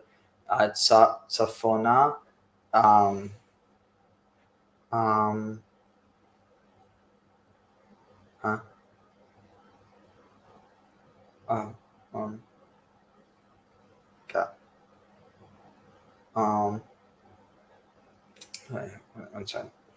Wait, so are we? V'yerach hamishkan tzafana, and the thigh of the Mishkan, or on the side of the Mishkan, this is north. Tzafana. Oh, so this is saying northward. Mechutz la parochet, from out from the veil. 1 second. All right, let's see where we're at.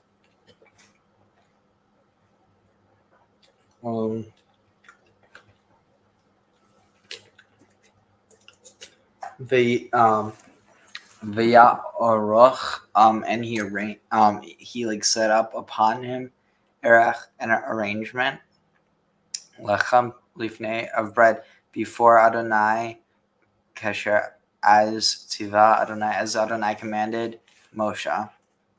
Vaisem et menorah, and he placed the menorah, but ohel moed, he placed the menorah in the altar of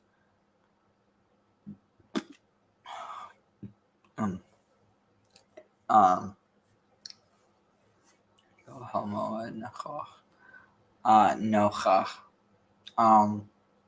Maybe spiritual and stuff, religious. I don't know.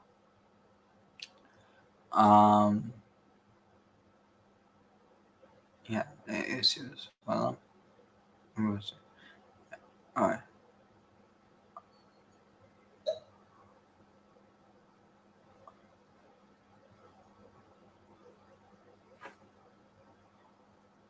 Oh yeah, let's see.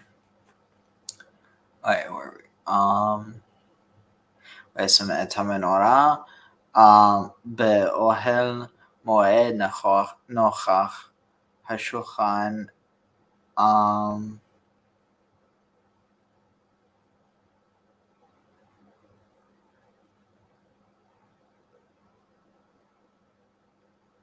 let's see. Wait, sorry. Vaisem et hamenorah be'ohel moed nochach hashulchan al yerech hamishkan negva. Right. And he placed, or he put the menorah, the candelabra, in the tent of meeting, nochach, opposite Hashulchan al Yerech, the table upon the side of the Mishkan, which is Negva, facing south, or literally right. V'ya'al hanerot lifnei, and he went up hanerot lifnei, he went up to the candles lifnei Adonai, before Adonai, kasher tiva, as he kasher tiva Adonai, as Adonai had commanded at Avraham. Yeah. So,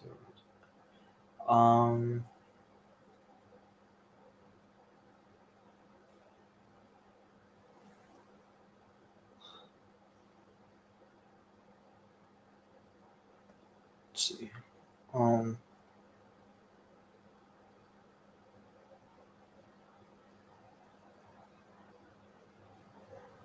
All right. So, let's see. Moshe.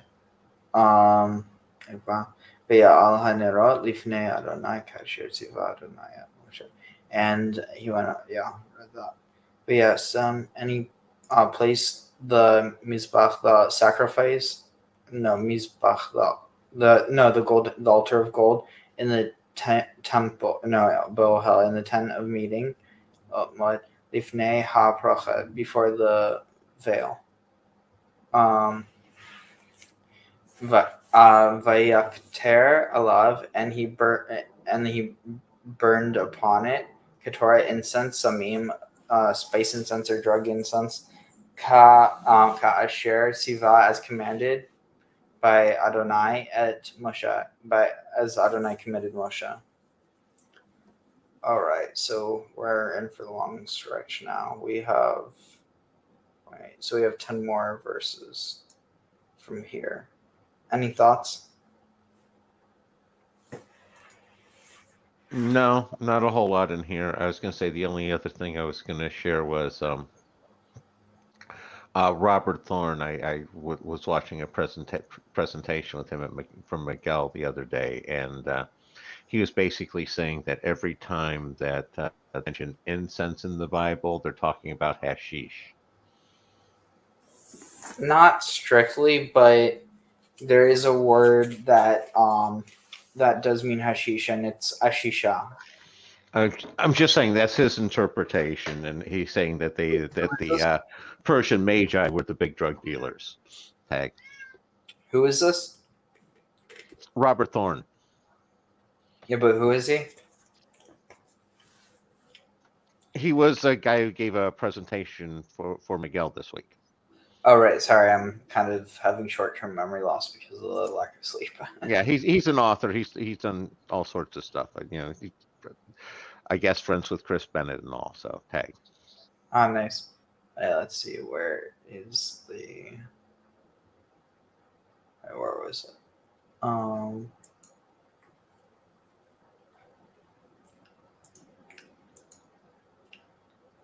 See, I don't remember where it was.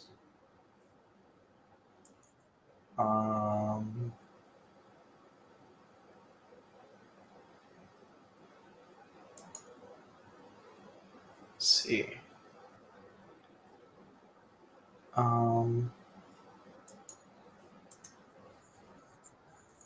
It's the same letter, spells Haman. So the sages say, where do you find Haman alluded to in the Torah itself? From Hamin Ha'etz, from the tree when the Nachash spoke to Eve and enticed her to eat from the tree of knowledge. And here is the key to solving the whole puzzle of this whole smell thing. What is so important about that? Now you got me on a tangent. But the Kabbalists say on that Ashan, what does Ashan mean? It's Olam Shana Nefesh.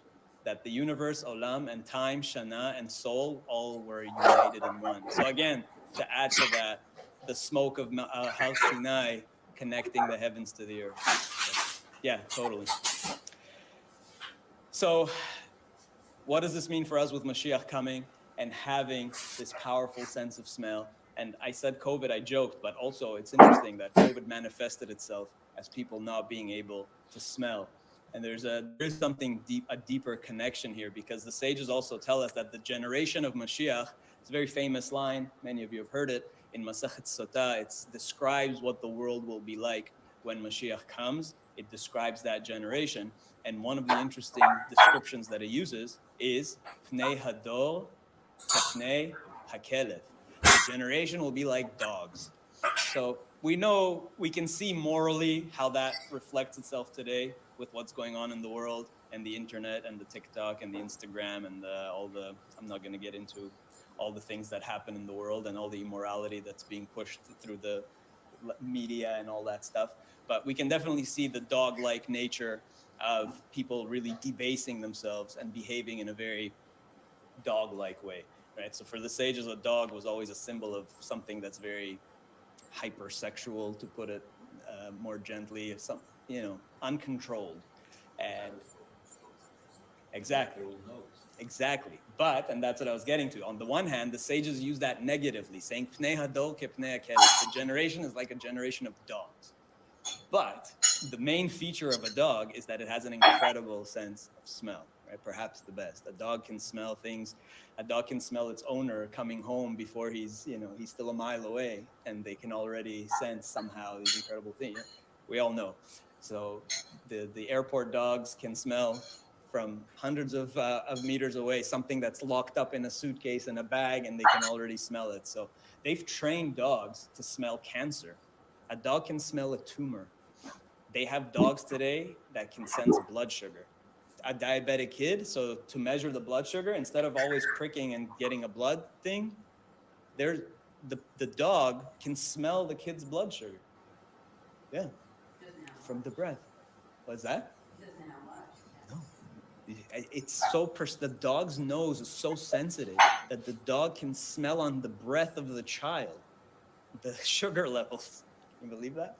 You can look this up. It's unbelievable. They've trained dogs to do all kinds of things, to detect tuberculosis and like everything, tumors and glucose, and unbelievable. So the dog's sense of smell is something amazing. And I think that connects to our generation, because something that we take for granted is that we are the first generation in history, like in the last 100 years, where life smells pleasant.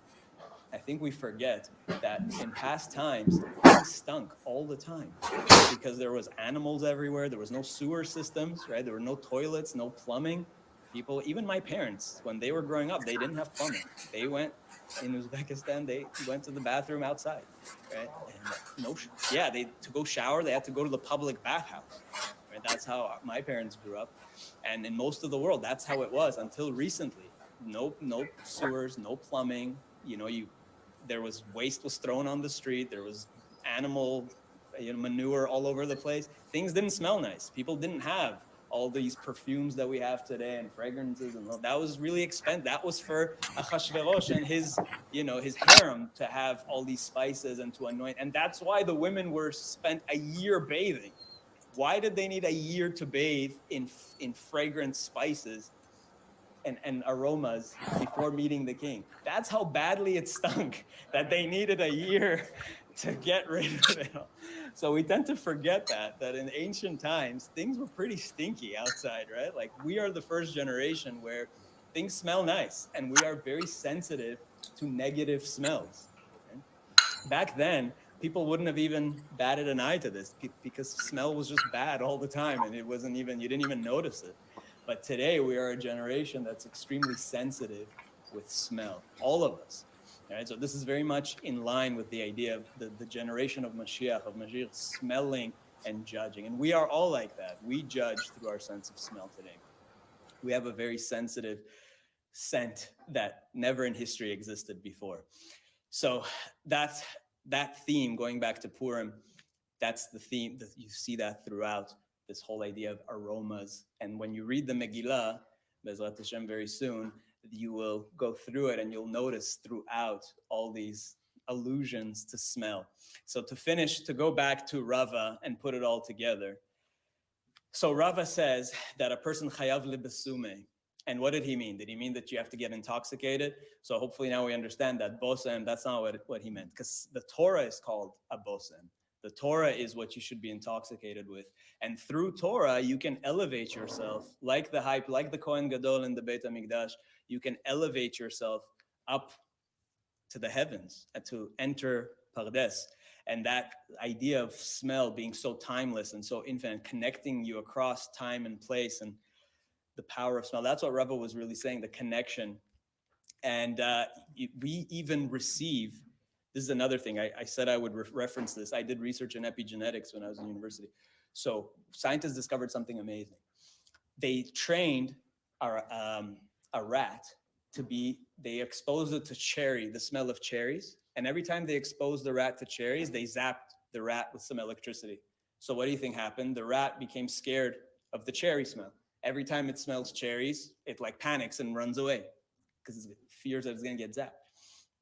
Then they had the rat mate, and they took the babies, never exposed to any cherry, nothing. And they gave the baby rats. They removed from the mother. They didn't know the mother, they didn't know and they exposed the baby rats to cherry smell. Guess what happens? They start running away, they start panicking. So scientists were blown away. So how's that possible? They didn't know the mother didn't teach it to them. How did that happen?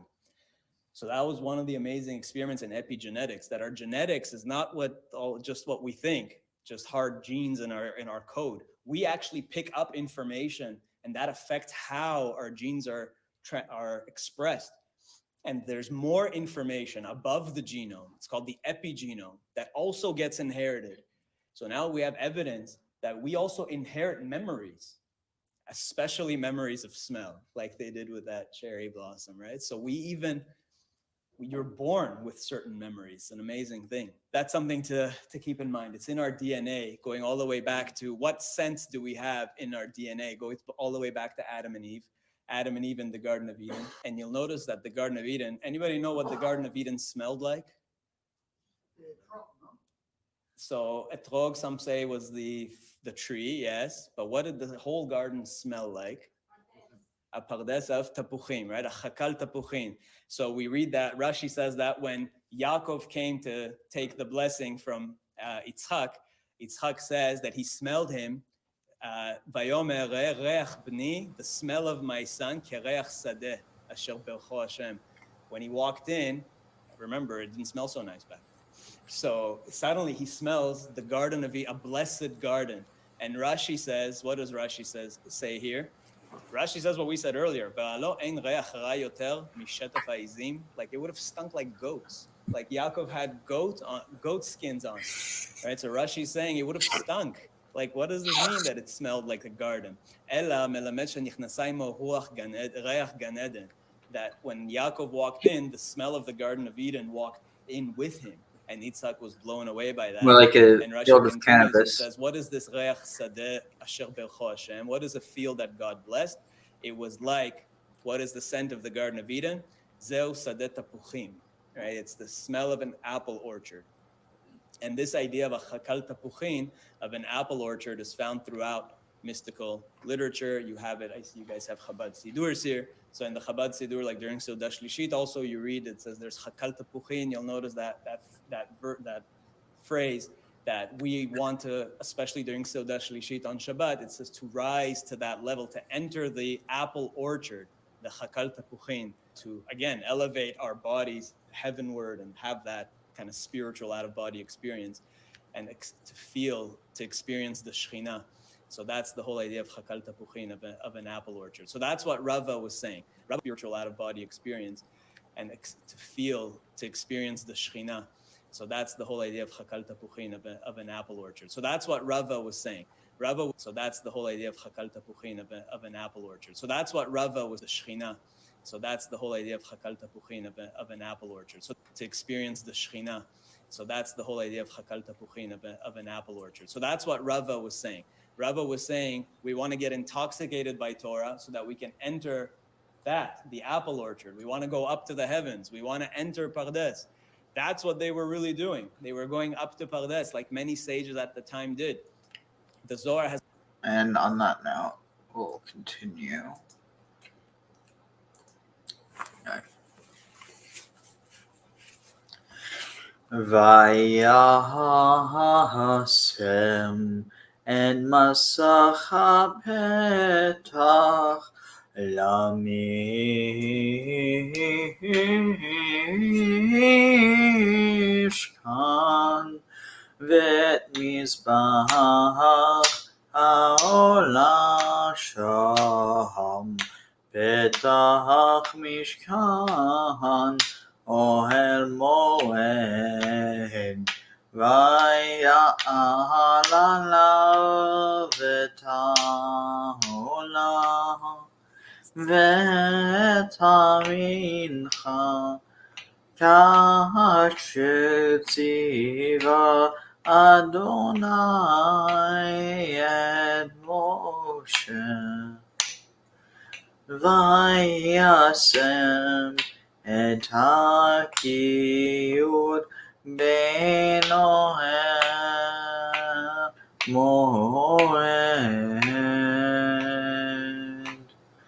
ובין המזבח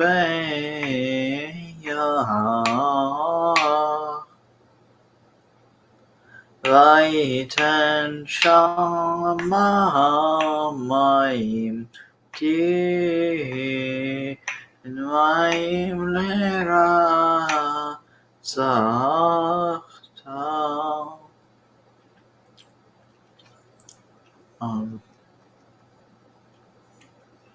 ורחצו ממנו משה ואהרון.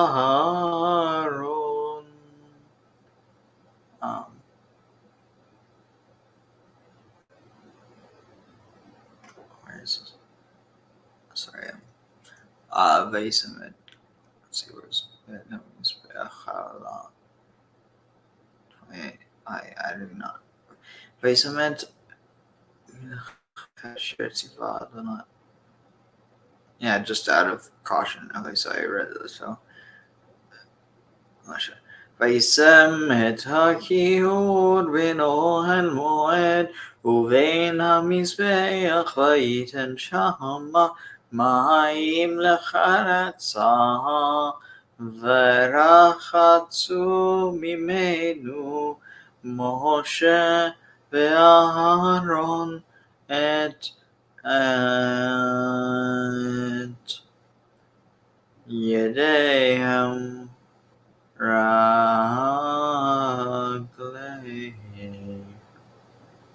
So, where the no. I mean, well, yeah, anyway, till next one for the Tombstone. Anyway, Vaisam at oh, so you read that.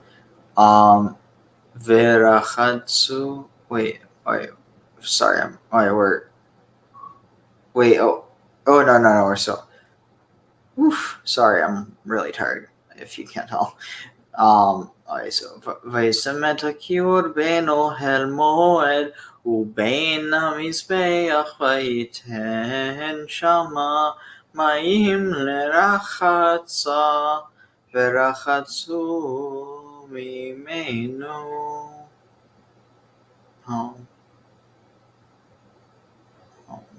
בין אוהל מועד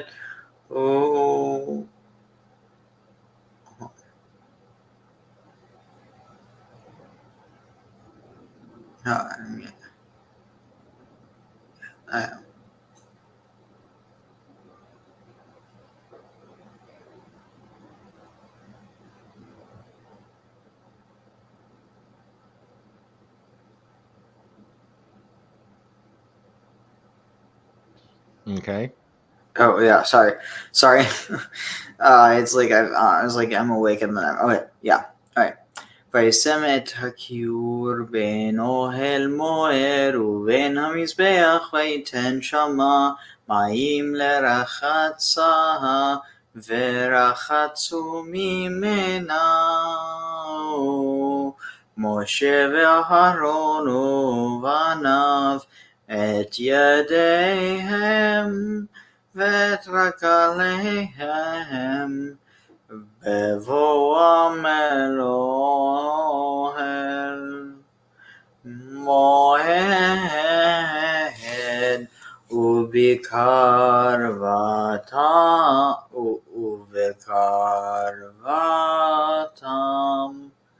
אל המזבח ירחצו כאשר ציווה אדוני.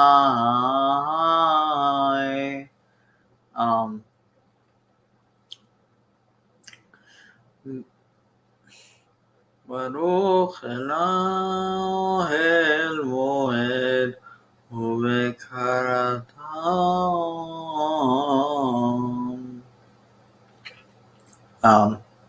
אל המזבח ירחצו כאשר ציווה אדוני את משה ויקם את החצר סביב למשכן ולמזבח ויתן את מסך שער החצר ויאכל משה את המלאכה ויכס הענן את אוהל מועד וכבוד אדוני מלא את המשכן ולא יכול משה לבוא אל אוהל מועד כי שכן עליו הענן וכבוד אדוני מלא את המשכן ובהלה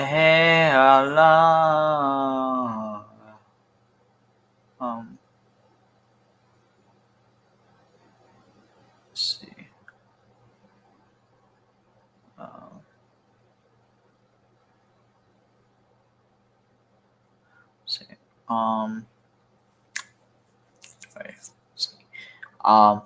ובענן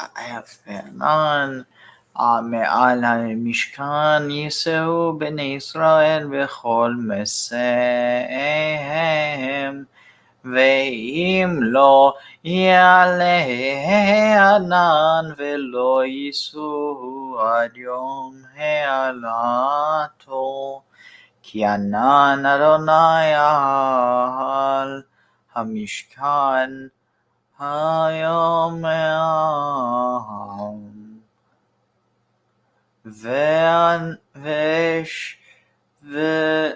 ותהיה לילה לעיני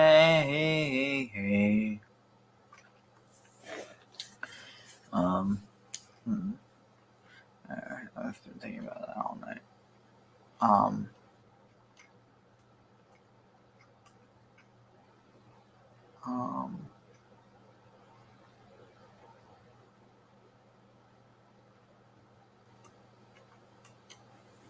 Let's see. So we're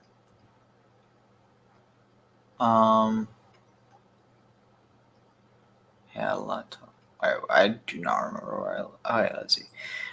ובהעלות הענן מעל המשכן יישאו בני ישראל שער בכל מסעיהם.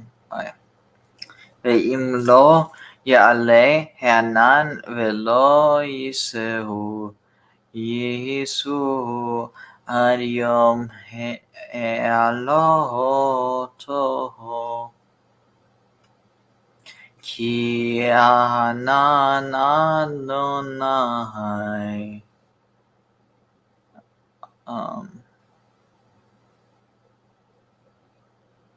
white popcorn? I don't know.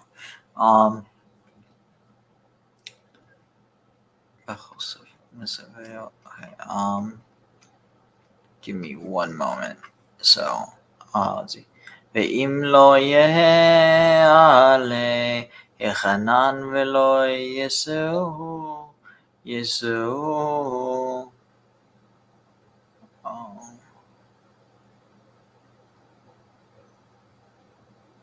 anyway, I'm going to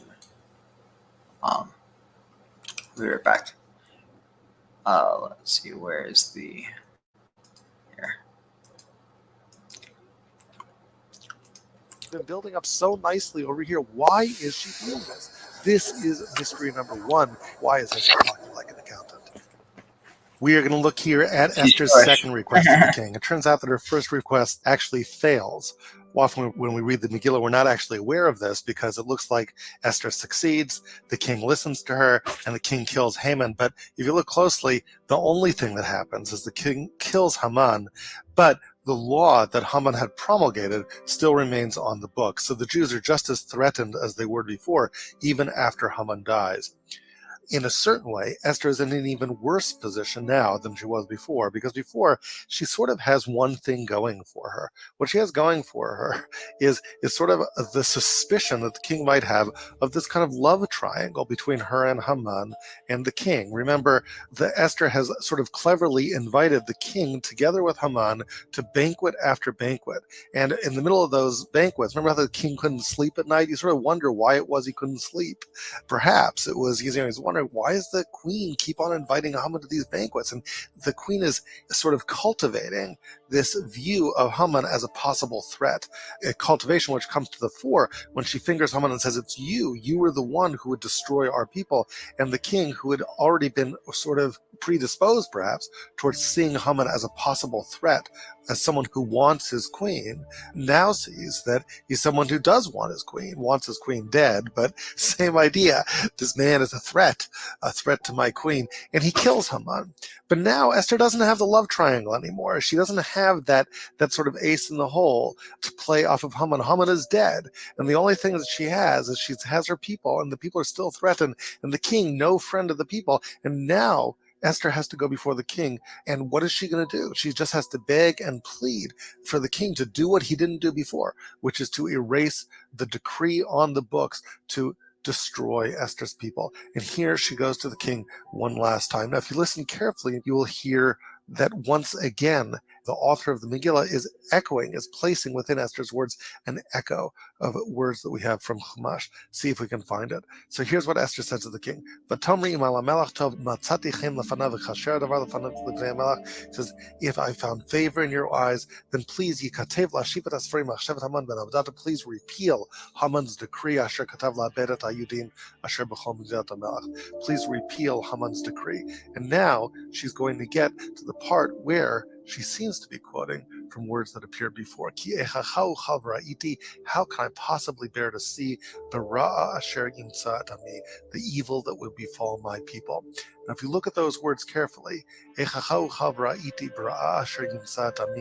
play them over in your mind, you may recognize those words from somewhere in Breshit. Where do we have those words before?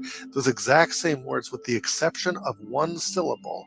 Ami gets replaced with Avi, my father. Who said that?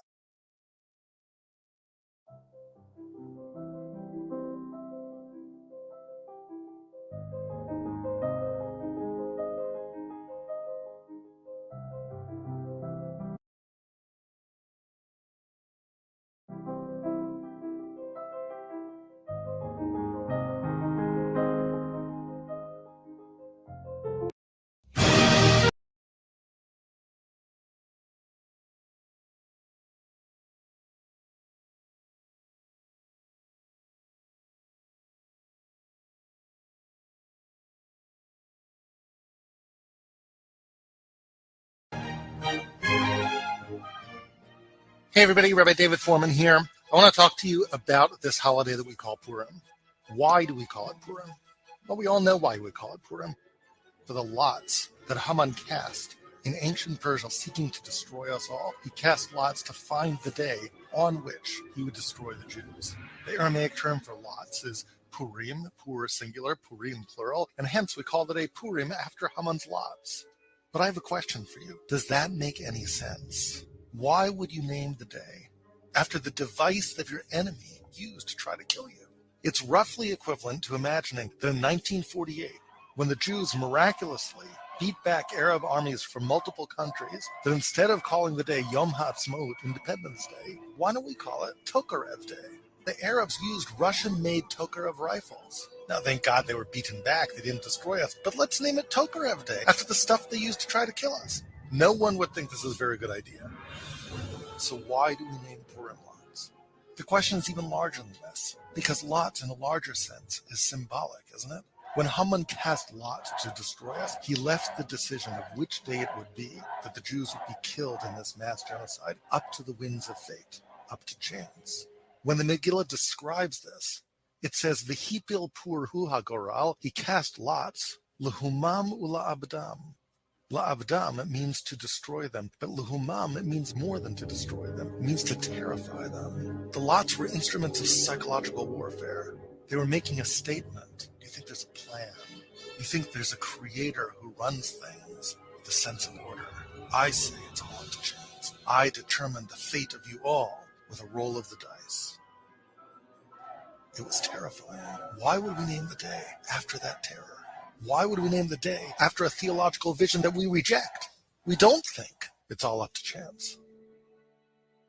It is true that God's name does not appear in the Megillah, that God works behind the scenes, but we don't believe that God was absent.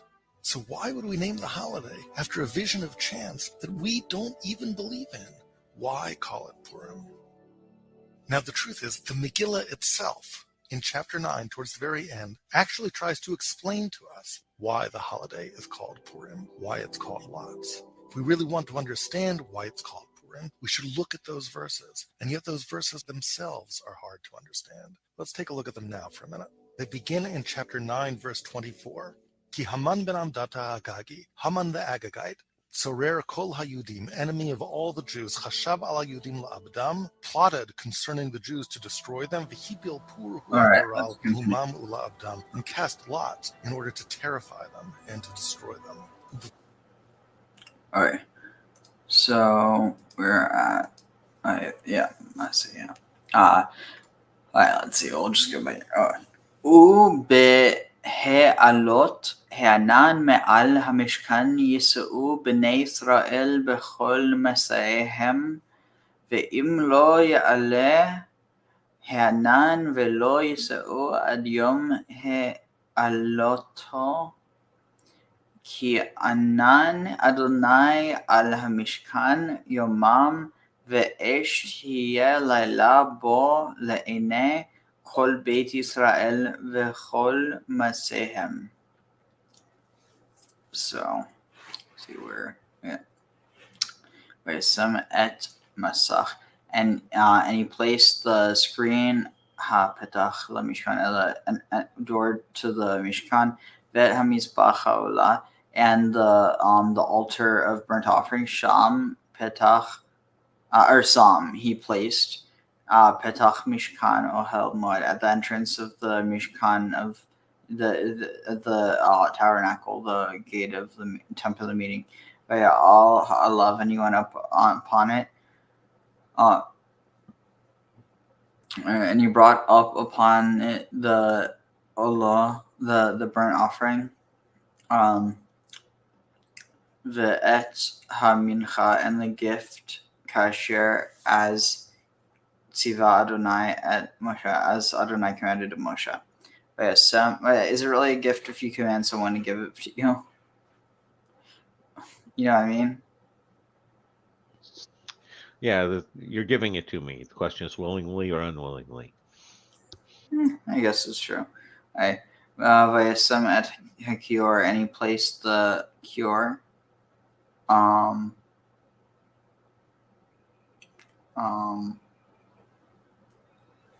Let's see, and he placed the Kior between the tent of the meeting and between the altar, and he gave there, he placed in there water for washing. V'rachatzu mimenu, and they washed from it, and Moses and Aaron and his sons washed themselves from it, and washed themselves and their hands from it. Or no, wash themselves. Moses and Aaron washed themselves and his sons, and their hands and their feet.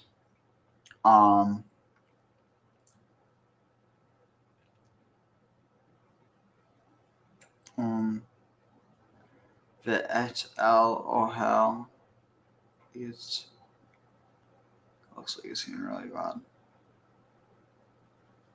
Let's see. But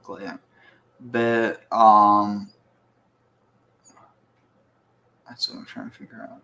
Well, anyway. Sorry. Verachatsu.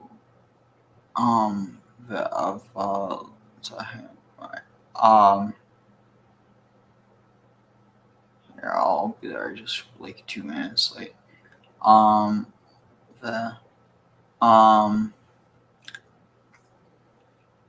see. V'rachtu mimenu. And they washed themselves from it. Wait, I read that. Bevoam el Moshe, and they're going to the tent of the meeting. V'karav tam karav, in their closeness, or in their approaching to the altar. Yerchatzu, they would wash kasher tziva, as commanded by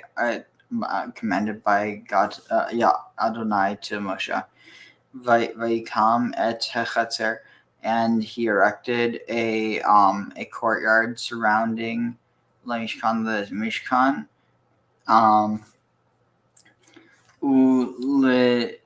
Ulamizbeach, and for an altar. Vayitan, he gave at Hamasach, gave a screen.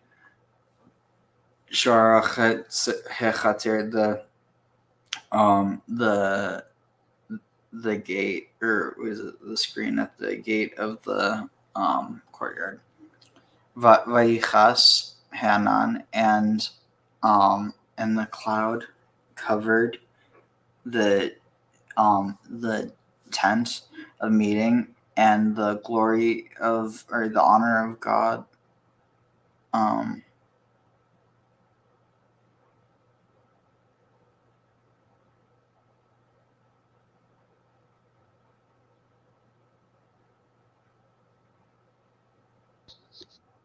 Tent of God, glory of God. Yeah, I was just sorry, I don't know why I was like, I thought it was, I don't know how to explain it. I'll tell you later. Mailing visa, I just don't even remember. Where are we at? Tent of God, glory of God. Oh yeah. And glory of God filled the tabernacle. And Moses was not able to go to the tent of meeting because Shachan Alav, it was being dwelled within, and the Hanan, and the smoke, and the glory or honor, whatever, of Adonai, of God, Malay at Hamishkan, filled the Mishkan. Ubehealot, and but when Hanan Me'al Hamishkan went up, when the cloud went up from the Mishkan, Yisa'u b'nei Israel, yes, pulled out. And the children of Israel pulled out in all their actions, all their deeds. I don't know. Ve'im lo, and if not, Ya'ale, he would go up, Hanan, in a cloud, Ve'lo Yisa'u, and he would not, Lo Yisa'u, and he would not worry. What were you saying? Didn't say anything. Keep going. Oh, sorry. Kianan Adonai. What is this? Kianan Adonai, because the cloud is Adonai upon al Hamishkan, upon the tabernacle. Yomam ve'esh. Let's see, daily fire. Let's see, Yomam ve'esh. He'll be a daily fire. Valayla bo. But night is within his soul. I think it's, I forget exactly what I was going on with that. Kol Beit Israel, all the house of Israel, B'chol Maseham, in all their journeys. Interesting. Any thoughts before we, so that's also for context, that's the end of, Exodus. So what is it we're supposed to say? Let's see. Chazak. Right. Yeah. So,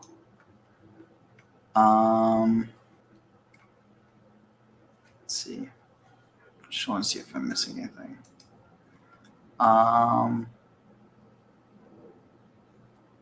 Right here.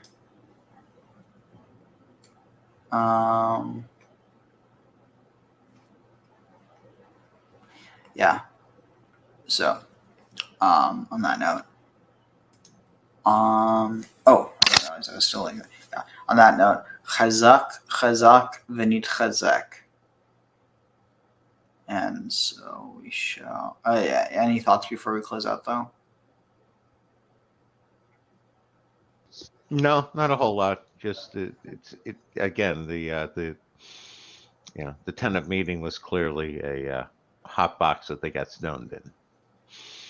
Yeah. But, the only downside though is that with those they aren't traditionally at least it sounds like they're ending. It sounds like they're ending with Moses too stoned to even go back into the tent of meeting.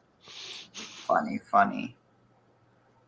Yeah, I mean you're not. Well, the question is he too stoned, or is it just that there's too much smoke there that he can't even go in because he would? I mean, I guess it's not necessarily even contradictory, but anyway. So wow, so it's wild. So we're now on Leviticus. That is wild.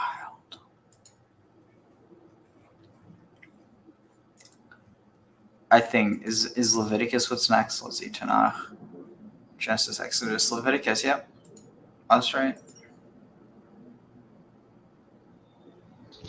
Leviticus. Now that we've given you the 10 Commandments, here's a different 10. Yeah, it's like here's yeah, and here's the amended print. Anyway, on that note, because I'm like about to pass out and I need to get some sleep. So I will see you guys later, and I am going hopefully to have a great Purim, which is on Saturday night, and I will let you all know how it goes. And on that note, I will see you all next time. Want to tell the Rebbe the words of the new song that we're singing with Mashiach, right? So I'm just going to read them. Am Yisrael, have no fear. Mashiach will be here this year. We want Mashiach now. I just remembered, I forgot sign. Baruch atah Adonai Eloheinu melech haolam, asher natan lanu torat emet v'chaye olam nata b'tochenu. Baruch atah Adonai noten haTorah. And on that note, now we can end off. Want to tell the Rebbe the words of the new song that we're singing with Mashiach, right? So I'm just going to read them. Am Yisrael, have no fear. Mashiach will be here this year. We want Mashiach now. We don't want to wait. Okay?